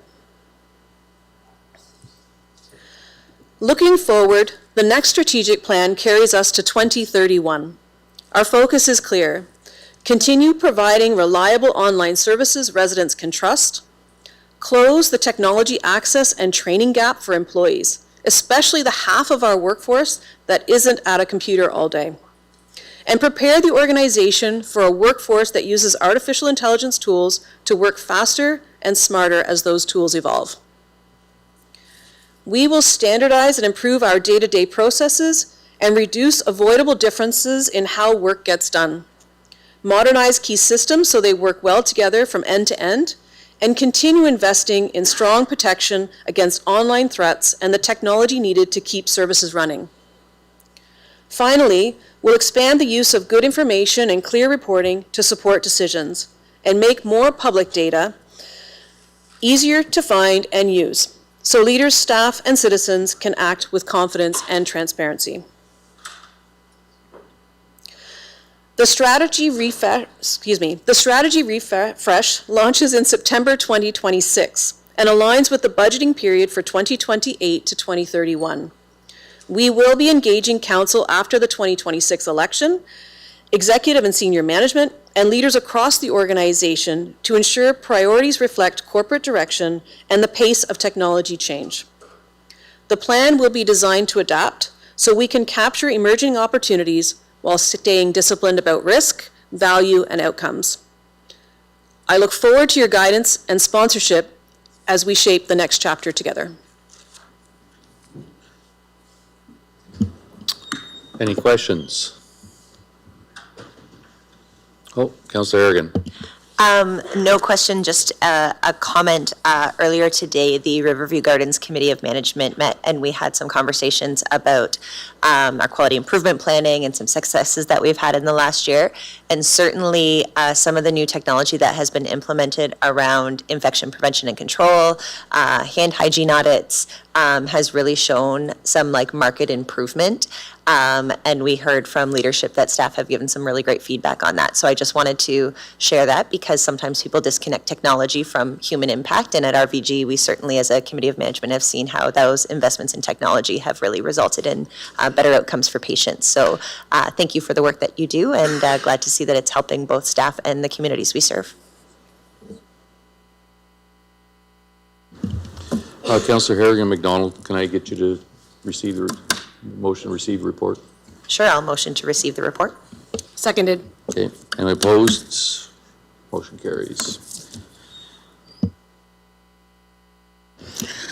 19B, tax rates 2026. Councillor Scotchy and Councillor Hall, can I get you to put this on the floor, please? Happy to put it on the floor, Mayor Caniff. Seconded. Councillor Scotchy, go ahead. Yeah, just hoping to have number 1 separated from the rest, and that's it. No further comments, Mayor Caniff. Any other questions? Okay, we'll vote on item 1 first, and then we'll vote on items 2 through 8 together. Councillor McGrail?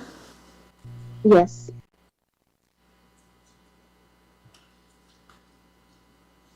All votes are in. Motion passes 15-2.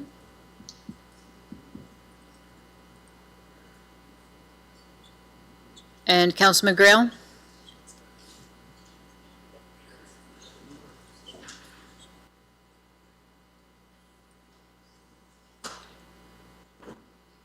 All votes are in. Motion passes 17-0. Let's move on to item 22, Chief Administrative Office. 22B, delegation of authority bylaw. Councillor Doyle and Councillor Jubilo, can I get you to put this on the floor, please? I'll move that. And seconded? Councillor Doyle, go ahead. I'll let Councillor Jubenville go first, if that's all right. Okay, I have a couple questions, and I'm wondering if I can pull a couple of the items to be voted on separately. So, a question, A11. I'm just curious, why was the Main Street Credit Union stage removed from the special events contracts and vendors? So it's A11. Thank you, Mr. Mayor. So I will do my best to answer these questions. Okay. I may lean over to the general managers because Sure. it does circulate out to Yeah, yeah. everyone. Yep. So it was circulated out to SMT and DMT for anything that may be added, changed, or whatever. So it's just good practice to update every 4 or 5 years. Yep. So on that particular one, it was my recollection that we don't actually do that contract for those particular ones, and so therefore it wasn't necessary. Oh, okay. And F23, another question. I'm just going to find it.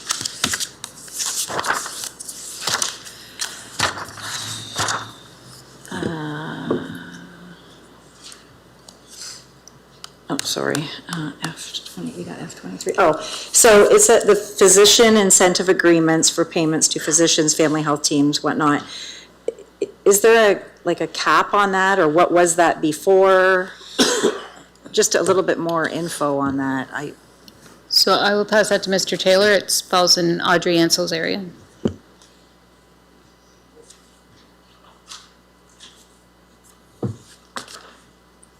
Or is this just for the agreement, or does this include the payments that would go to the physicians, Yeah. family health teams? It's already delegated under the agreement. Yeah. So this was the program council approved probably a year and a half ago now for a capped amount of physician incentives along with capital grants. In the bylaw itself, it was already delegated to the CAO and actually myself at the time. But this change, it makes more sense for that to be the CAO and the Director of Community Culture and Connection. She's more involved than I am in the program, so that's really what the change is. Okay. I forget the number off the top of my head, Councillor. It was like 20,000 for capital grants, and I think it was up to 400,000 over the course of a few Okay. years. Yeah. I didn't realize, thank you, I didn't realize it was just for who it was changing, because it wasn't highlighted, that part. The whole thing was highlighted in red, so that's why I was confused on that one. And then, okay, so then there's two that I would like to vote on separately, because they are, it's changes in spending, like limit amounts. So it's A2, which would be, sorry,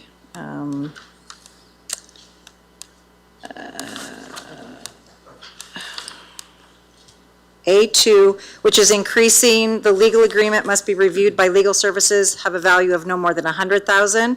So it used to be 50,000, is that right? Is that understanding? I'm right in understanding that? It used to be 50,000, now the request is to put it up to 100,000? That is the request, yes. Okay, so can we pull that one to be voted on separately? And then also B23. I feel like I should yell bingo or something. Sorry. No, that's okay. Advertising agreements up to a value of 50,000. What was it, what was that before? It doesn't say. Or do we know? That is a new ad. So it's new?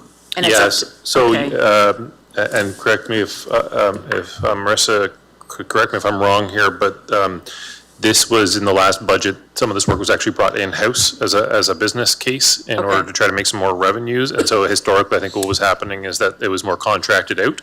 And this is reflecting a need to delegate to staff, once that is brought in-house where staff are doing the sales. Okay. Then obviously need delegation in order to be able to enter into those advertising agreements. Okay, so it was never there before. You know what, don't put that one in because it's 50,000, leave that one alone. So just the one, the A2, from 50,000 to 100 is the only one that I would like to vote on separately. Okay. Councillor Doyleman, you want to go? The two that I were going to bring up was that one, and then I was going to ask about the advertising one, but that made perfect sense, so I'd leave that out, so just the one's fine. Okay, any other questions?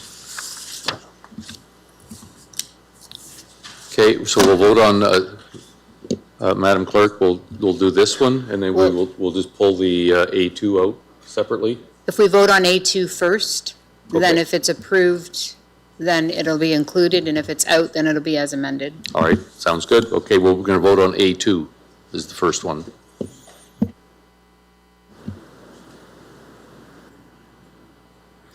Councillor McGrail?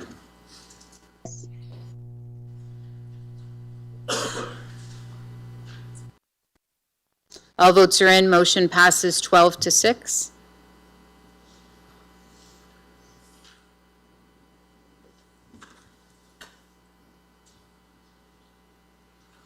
Now we'll vote on the remainder of the bylaw and to repeal the old bylaw. Councillor McGrail? Yes. All votes are in, motion passes 18-0. The last report on the agenda is 22C, the motion of Councillor Allen regarding the request for gates from the historic downtown Chatham BIA. Councillor Allen, over to you. Do you want me to read this first? Yes, please. So therefore, administration be directed to review the request for the historic downtown Chatham BIA and provide recommendations to council on whether this project can be supported by the municipality, an appropriate funding source, and any steps that would be needed to implement the proposal. Councillor Crew, can I get you seconded, please? I'll second that. By review, you mean a report back? Yeah. Yeah, okay. Councillor Allen, go ahead. This was first brought up at that emergency meeting at the Satellite a couple months back. There's numerous complaints from local businesses about people buying and using drugs in that alleyway, needles being found everywhere. A couple of fires kind of took place back there as well. Questions kept being raised on what we can do. So the BIA went out and spoke with Yakapors, Mr. Pathak, who are the business owners, about the possibility of installing gates to deter foot traffic, late night loitering, and they endorsed the project. It's also mentioned as an area for concern in the 2020 CEPTED report. The alleyway has had more calls for service by police than any other alley. And yeah, there's rear entrance has parking for the Daily Planet. They're building exits in the alleyway. There's an Airbnb back there. Just an easy way to show support to local businesses. Councillor Jubenville and Councillor Finn. Thank you, Mayor Caniff. Just to clarify, is this alley private property or municipal property? Private. Okay. My only concern is that there are multiple businesses that have expressed issues that they are having with the behaviors of some individuals on their properties. And if we are, giving, it almost appears that we're sending a signal that we play favoritism because we're going to be funding something to help a couple businesses, but then are we setting a precedent? Because what happens if another business says, well, we need this, and we need this, and we need this? So I just think it's a slippery slope if we support this, because there could be, and I already know there's other businesses, if they hear about this, they're going to be calling on us to help them out financially with something. And the other component is, if we put the gates up here, these individuals, they're going to go somewhere else. I don't think we're just masking the problem with doing this. I think it's a deeper problem that needs to be addressed, and putting gates up, I don't think is going to, it's not going to fix any problems. So I understand, and I appreciate the spirit of the motion, but I don't think I can support it for those reasons. Thank you. Councillor Finn? Thank you, Mr. Mayor. Just wondering if we could have a friendly amendment. Councillor Jubenville covered what I was going to say about speaking with the BIA about any other businesses in Chatham, but also with the other BIAs in Chatham-Kent, to see if there's any other businesses that would also benefit. Yeah, that's right. Councillor Allen, is that a Yeah, friendly? works for me. Councillor Crew, good with that? Okay.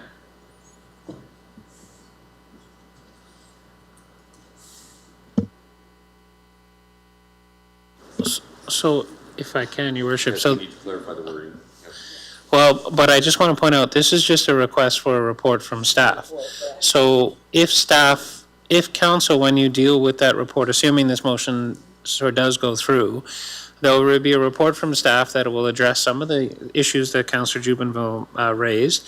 And at that point might be the more appropriate time to add that, Councillor Finn, only because we don't know what direction we're taking at this point. But you're looking at funding and stuff like that. If there's only two other businesses, I'd like to get it captured in one motion, then to have it come back with this one, and then have to add it to send staff out to investigate further.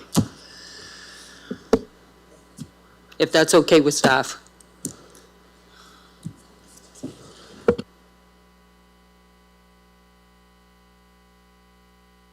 Well, and that's fine. It's just, if the direction is to go and talk to other BIAs to see if they too have a CIPTED audit, or they too have some needs that they'd like to see in the downtown, sure, we can do that if you want to add that to the motion, if that's friendly. But I just want to point out that what we're doing today is just directing staff to do a report.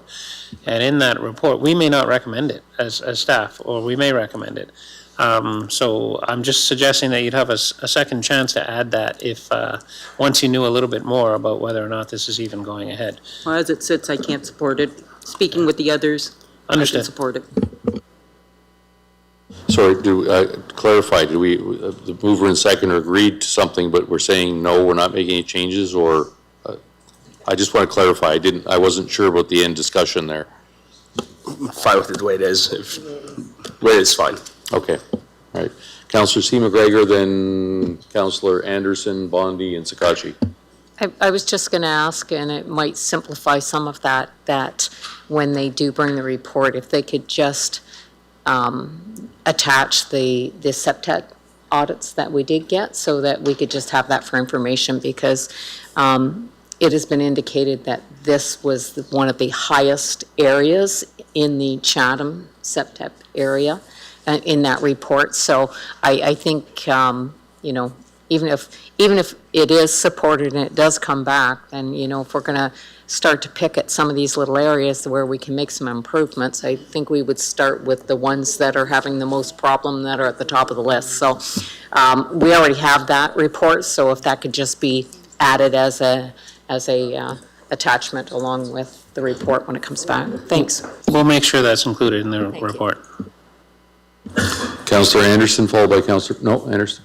Okay, Bondi, Councillor Bondi, did you want, I saw your hand go up. Yeah, thank you, Mayor Ken. I'm just curious, does the BIA, like, do they have any money? Like, it's just, I don't think I've ever seen a request from the BIA for, well, maybe we have, I just don't remember. But they are funded, right? Like, through a tax levy of the businesses that are in, so are they out of money? No, not that they're out of money. It's more so a lot of the stuff that we've allocated already for this year is already like given up for. We can't ask for more money than what there already is. So all the projects that we already have put forth for this year had to be placed on hold if we wanted to put money towards this, which is like Retrofest, Crowfest, and things like that. There must be some expensive gates.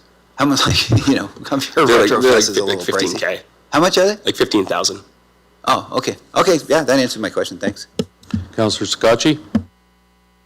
Thank you, Mayor Caniff. Yeah, we just approved the tax policy previously about the BIA levies, but secondary, just because Councillor Allen did mention a family member, I don't want there to be a perceived conflict, so I'm just going to abstain from this vote, okay? Just to be extra cautious. Thank you. Councillor Thompson. Thanks. I'm just trying to understand this alleyway. So is that like a municipal alleyway?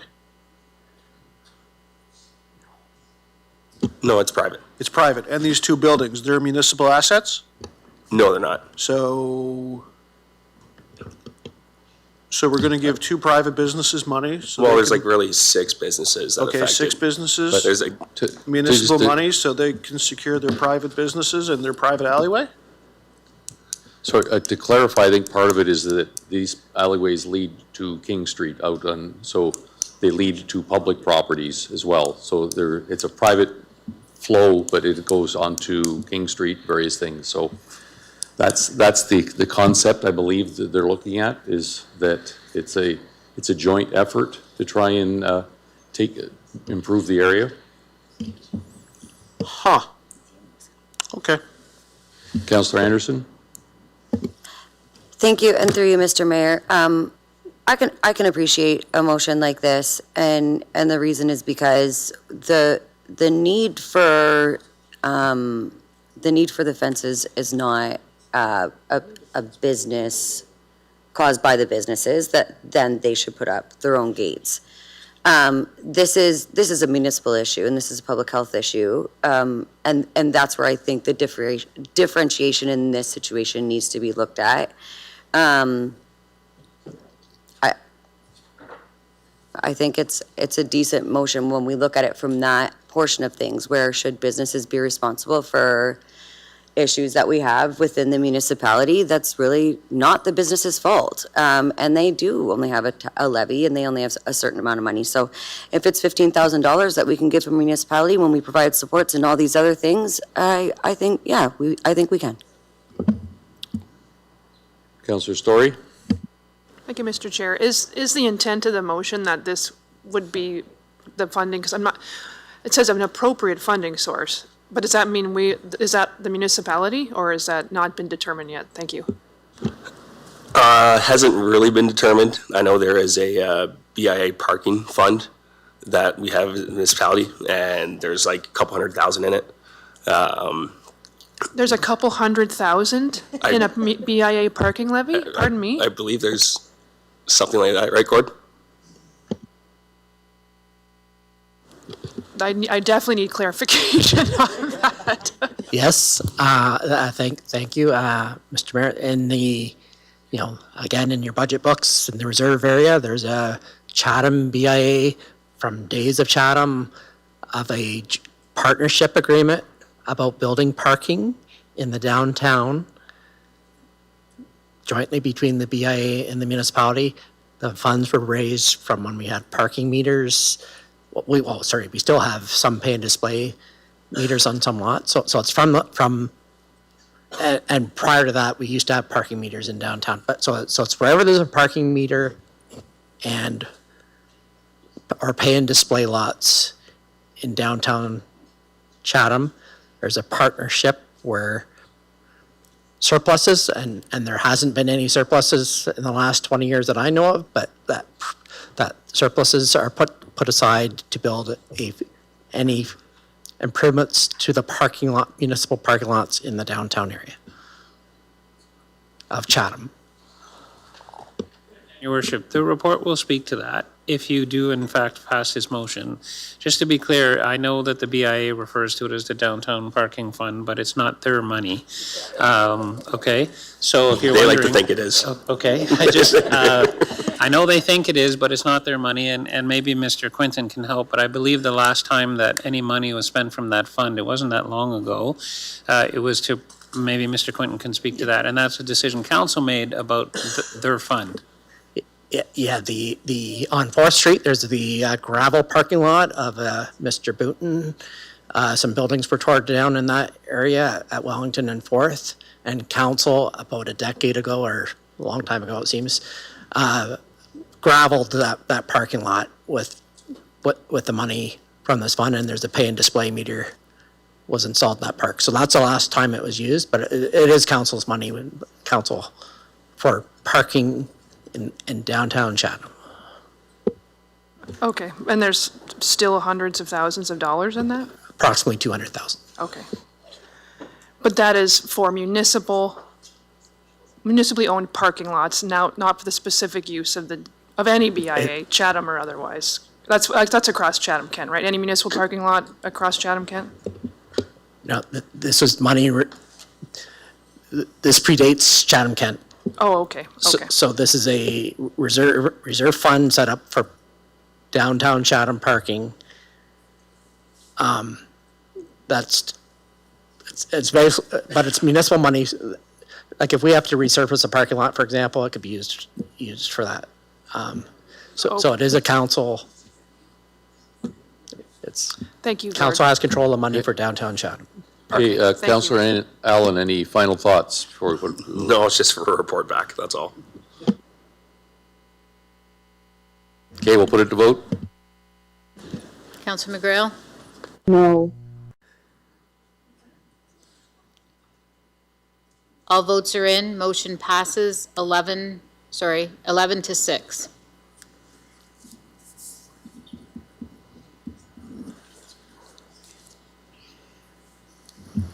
Notice of motion. We have Councillor Doyle and Councillor Sakachi. Go ahead, Councillor Doyle.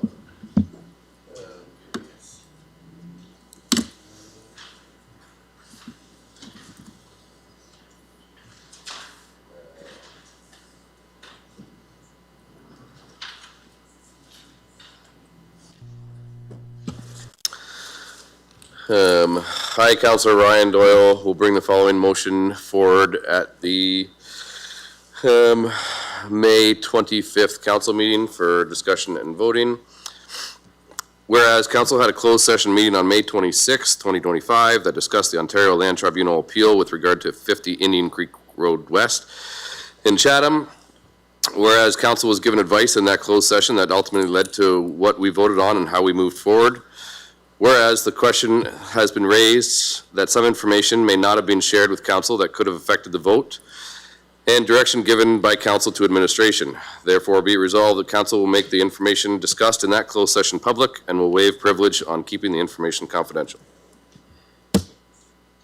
Councillor Sakachi? Thank you. I, Councillor Anthony Sakachi, here provide notice. I'll be bringing the following motion for discussion on the May 25th meeting of council. Whereas the municipality of Chatham-Kent will be undertaking a stormwater master plan for Blenheim, be it resolved that staff provide a method for community input and communication options for current areas facing drainage challenges. Closed session reports, Councillor Hall and Councillor McDonald second them. Thank you, Mayor Caniff. Confidentiality in closed session meetings. Closed session meetings of council are held to discuss sensitive matters such as legal issues, personnel matters, or property negotiations. These sessions are governed by strict confidentiality to protect the interests of the municipality and individuals involved. Council members and staff are legally and ethically bound to maintain discretion, and any disclosure of information discussed in closed session may result in penalties or legal consequences. Closed session report from Monday, April 27th, 2026. Council received information on advice that is subject to solicitor-client privilege, a position, plan, procedure, criteria, or instruction to be applied to any negotiations carried on by the municipality, and a trade secret or scientific, technical, commercial, financial, or labor relations information supplied in confidence to the municipality or local board, which, if disclosed, could reasonably be expected to prejudice significantly the competitive position or interfere significantly with the contractual or negotiations of a person, group, or persons, or organization with regard to waste-to-energy project, Section 239(2) F, I, and K of the Municipal Act. And I so move. Mayor Caniff. Seconded. Any questions? Seeing none, we'll put it to vote. Councillor McGrail? All votes are in. Motion passes 18-0. Communication items, Councillor Thompson and Councillor Bondi, can they each move them, please? So moved. And seconded. That's for both of them. Any questions? Anyone opposed? Motion carries. Non-agenda business, Councillor Story. Thank you, Mayor Caniff. I just have one resolution, very brief, and then two quick announcements. As everyone knows, you've kindly supported me on the FCM board, the Federation of Canadian Municipalities, and we changed our terms from 1 to 2 years, and as a result, the motion that we passed cut off 3 months. So I need a mini resolution to just add the 3 months to the end of the term, please. Thank you. Can I get a second for that, Councillor Anderson? Sorry, can I get a mover? Councillor Anderson, Councillor Bondi to second. Anyone opposed? Seeing none, done. Okay. Thank you. And just I appreciate that. Thank you. Just wanted to have a quick reminder that the Accessibility Advisory Committee Awards close this Friday, May 15th. So we'd love to see those nominations from all your wards about great businesses and citizens improving accessibility in your communities. So that's all on the website on Let's Talk Chatham-Kent /accessibility-awards. So we'd love to see those nominations. And then second and last announcement, just a reminder that this Wednesday, May 13th at Studio One at the Chatham Cultural Center will be the public meeting for the renovation bylaw that staff has been working on. So tenants, landlords, interested citizens, we'd love to see you there at Studio One on this coming Wednesday. We welcome your feedback and just special thanks to staff for their hard work. Oh, sorry, did I say that? 6 p.m., Studio One, Chatham Cultural Center, 75 William Street North in Chatham. Thank you very much. Councillor B. McGregor, followed by Councillor Finn. Thank you. The Taste of Chatham-Kent is a month-long celebration of cultural diversity across Chatham-Kent. Features food, music, storytelling, and cultural experiences shared by ethno-cultural groups, Indigenous communities, businesses, and community organizations. The public is invited, and it's free. Inclusive events that highlight heritage and encourage learning and connection. Those events occur from June 27th to July 26th. To support participation, there are grants available of $250 to $1,000 for eligible activities. So applications are due May 15th, so coming up this week. You can find details and application information available on the TALK website, which is www.tasteofchathamkent.ca. Thank you. Councillor Finn, followed by Councillor Harrigan. Thank you. First one's a question. Marissa knows, could I get an update on Talbot Trail? And sorry, I forgot to add, has the bridge on the second concession been checked for any repairs that may be needed due to the increased traffic? Through you, Mr. Mayor. So in regards to Talbot Trails, so all of the archaeological field work required before we can get into construction has been completed. So that's a very big milestone for us. We are working through the review and approval with the ministry on the reporting piece. So that is in with them, along with a request for them to expedite that. The engineering is complete and staff are writing the tender right now. We've also been working with the utilities, specifically Enbridge, planning their relocation at the same time along the new road alignment. So we are readying for that tender and just working through the ministry approvals before we can issue that. And in terms of the question on the bridge, so we have reviewed that bridge as part of our bridge inspection program, and we have identified that repairs are needed, and we are coordinating that along with the road realignment first, and then we do have some work planned there. Thank you. And second, I'd like to congratulate the Chatham Wildcats U15 girls basketball team on being crowned the OBLX provincial champions. They are the first team in Chatham to win a provincial championship in basketball at any age. They finished the regular season with a 10-2 record, ranking them second to the Burlington Force team, who they lost to both times previously.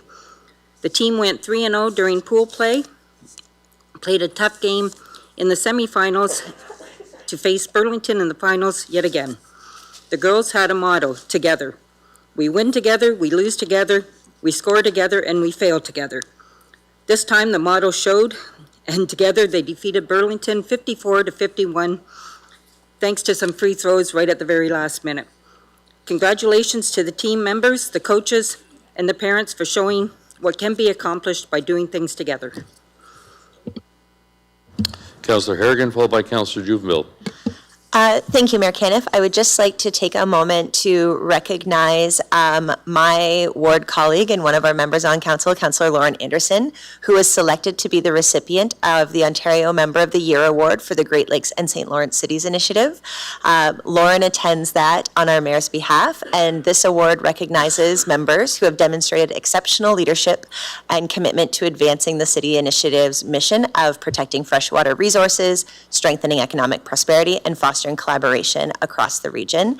Lauren has especially advocated fiercely for freshwater protection, coastal resilience, and infrastructure, as well as cross-border collaboration. So congratulations to Councillor Anderson on that recognition. Well deserved.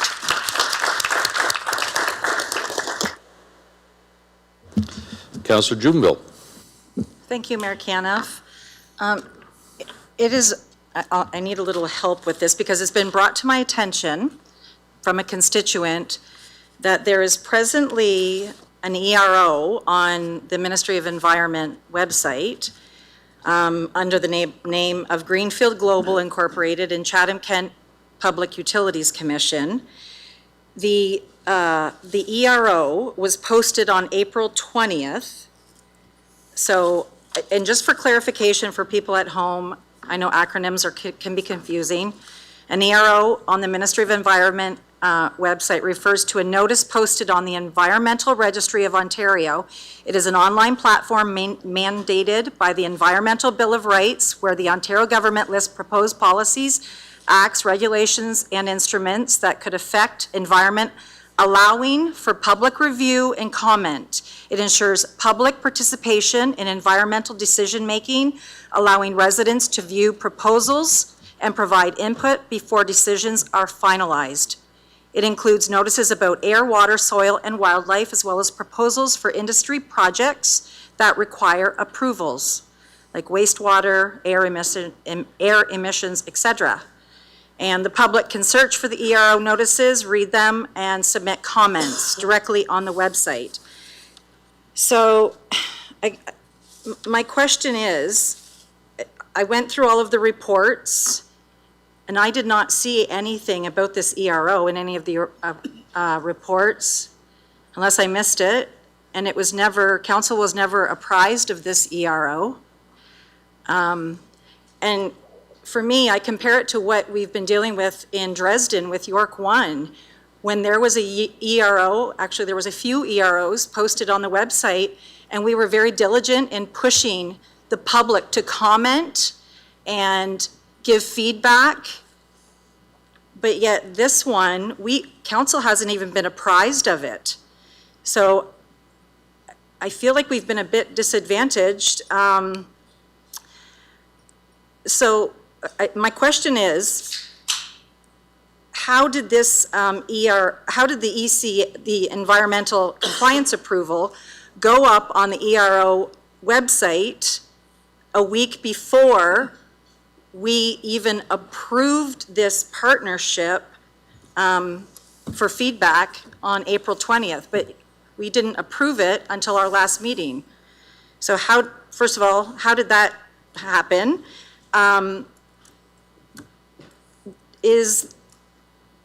So if I'm right, the ministry could still say no to this project, as far as I know.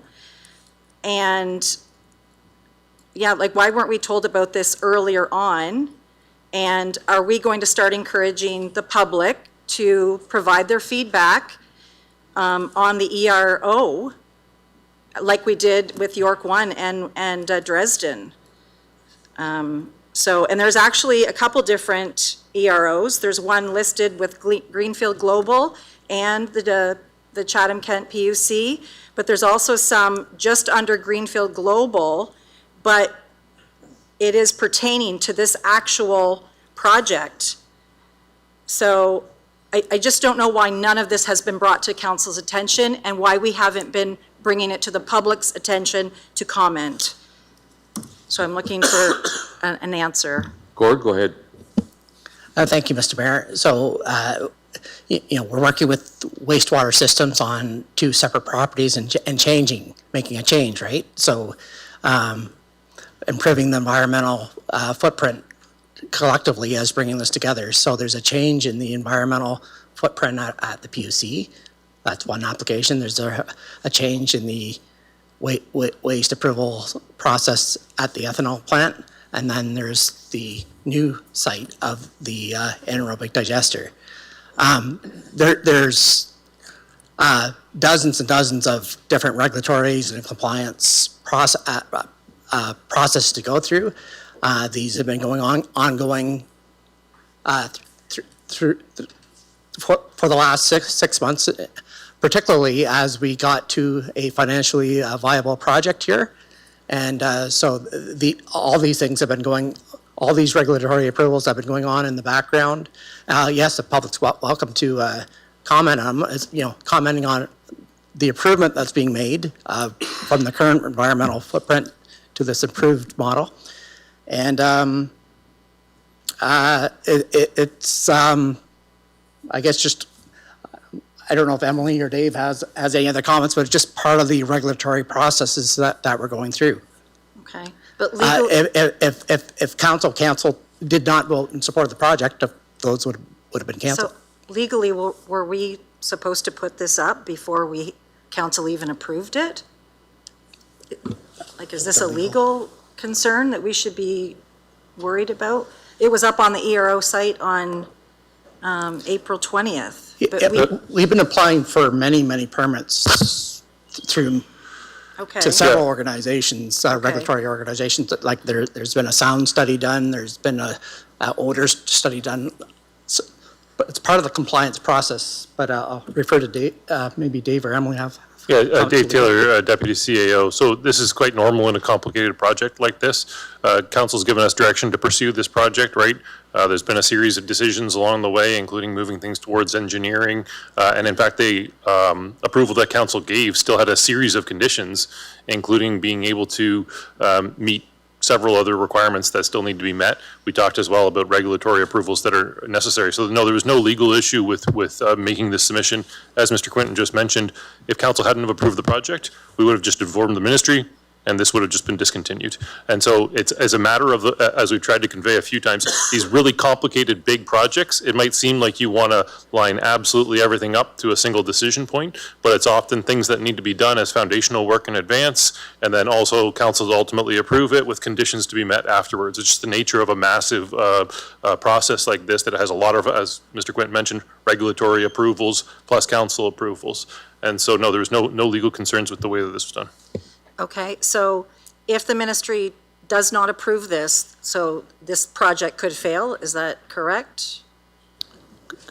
Correct, or they might come back with recommendations for Sure, changes. okay.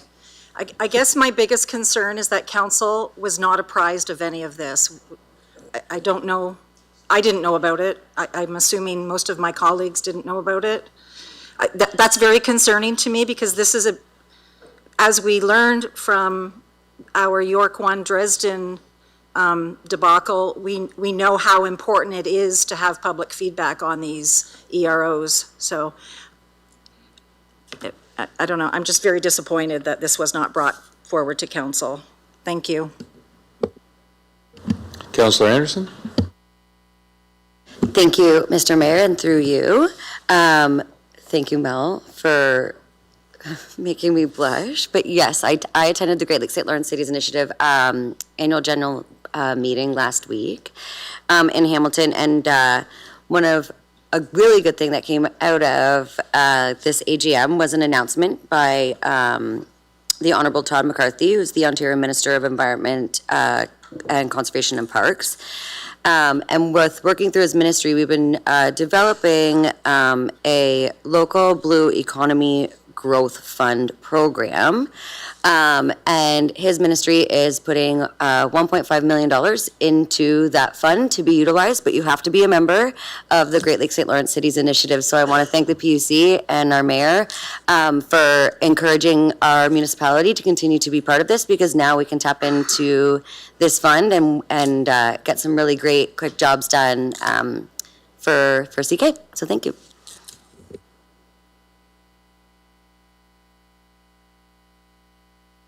Councillor Story? Thank you, Mayor Caniff. I just wanted to, I was at an event in Dresden on Friday, and actually what Councillor Drinville mentioned was brought up to me as well. And I appreciate that clarification because I actually had those questions. I did have a chance last night to look at the ERO, and it's substantially different than what was presented to council. And I think the concern is, my concern with that is that the difference in information is quite substantial. I can appreciate, I mean, I would tend to, in a project of this scale, I would appreciate more information than less, like, because of the ERO and how we approached it with Dresden. I think we took a very strong stance with Dresden, York 1, as we should. And we're essentially, we haven't really provided our citizens with that same opportunity to provide that feedback for that ERO. So I think in the interest of transparency now, our report to council said we would be taking 347,000 tones at the Greenfield site. And on the ERO, it says 900,000. And that's actually almost the same as what we take at the Ridge landfill, which is the largest landfill in Ontario. So again, the process may not need to come to council. I would prefer it did personally, but what the ERO has almost 3 times the amount of waste that we approved. And that's a major difference. That's a major impact on traffic. That has major noise impacts, major impacts on air and groundwater, potentially. So I think perhaps if someone could clear that up on why the ERO has so much more in terms of the amount of waste being the equivalent of the Ridge landfill versus what came to council. Thank you.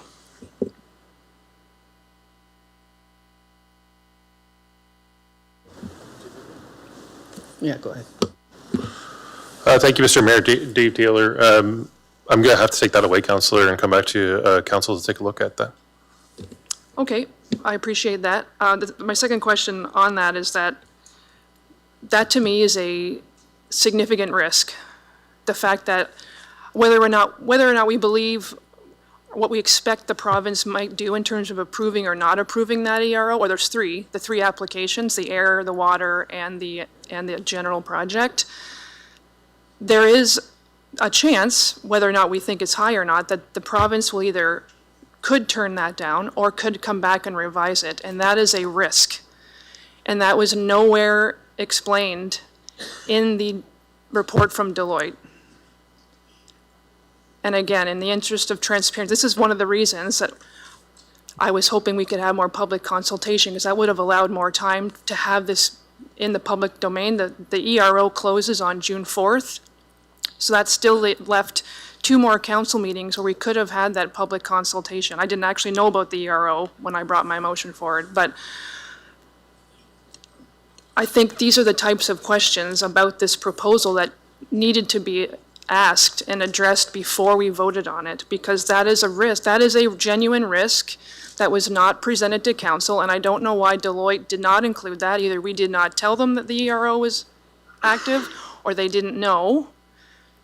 But it's disappointing that that was not included as part, and then we could still make our decision to move forward or not, but those are key pieces of information that was not presented to this council. So could anyone share why Deloitte did not include that in their risk, benefit, and cost and risk analysis report? Thank you. Thank you, Mr. Mayor. Dave Taylor, Deputy CAO. So ECAs, environmental compliance approvals, they're quite standard for every waste system. It's a very technical question about how the waste is going to be managed, highly regulated by the province, and the submissions there are about meeting those kind of regulatory compliance elements. Again, very kind of technical element. The Deloitte report is talking to you about material risks to the project, and had they identified that, for example, it was a brand new type of technology that hadn't gone through this type of regulatory approval or something like that, then it likely would have been a material risk.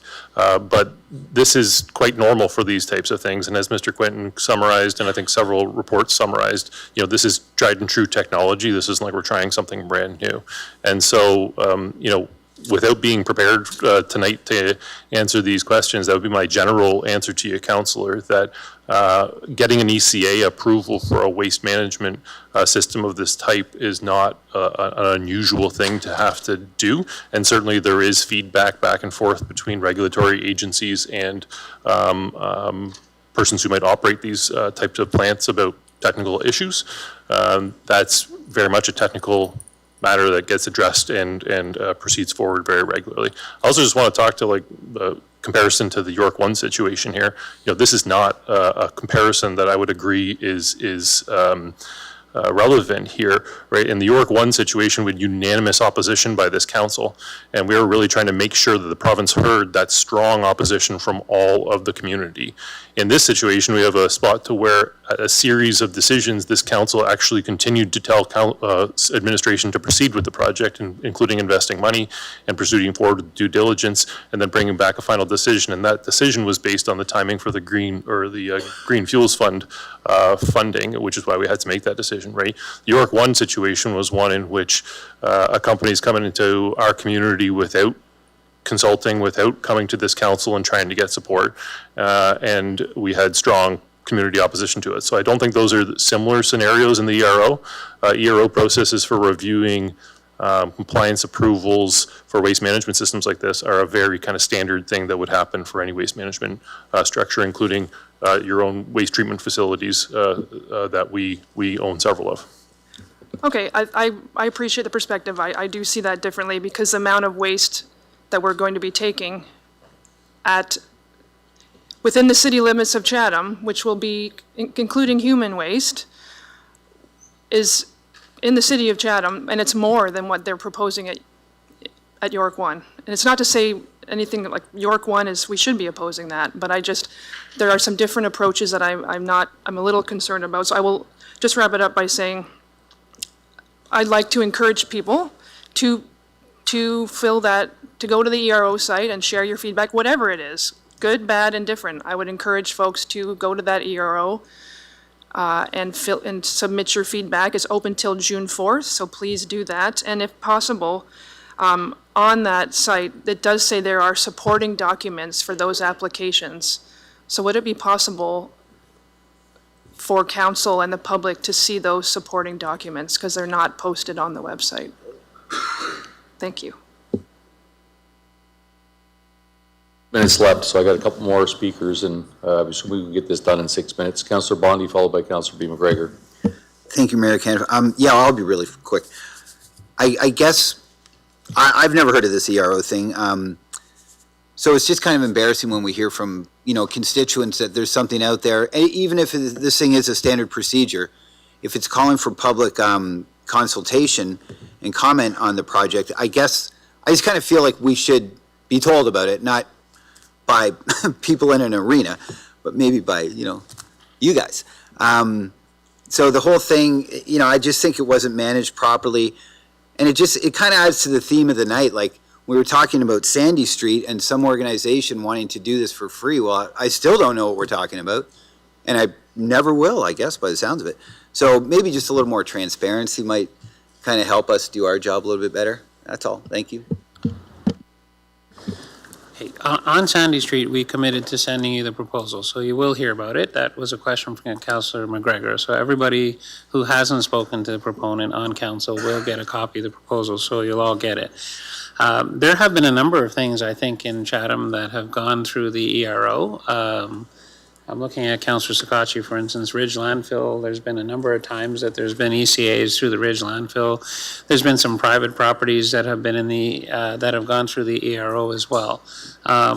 If council wants us to, in the future, monitor the ERO and send anything to them that relates to Chatham-Kent, we can certainly do that. That's never been the direction before, and I think the reason, as Mr. Taylor said, is that it's usually pretty standard.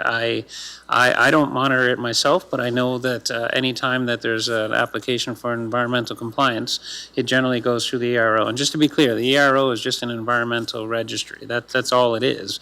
In fact, sometimes there are things there that aren't even environmental that still come under the ERO. So if that's the direction from council, is that you'd like us to advise you when anything in Chatham-Kent goes through the ERO, and in some cases it may not be us per se, but it may be a partner. It may be, the PUC, it could be the Ridge, it could be airport, it could be a couple of other things that you don't see. So that's something we certainly can do. I agree with Mr. Taylor that this is not the same situation as Dresden, from the standpoint that was unanimous by council.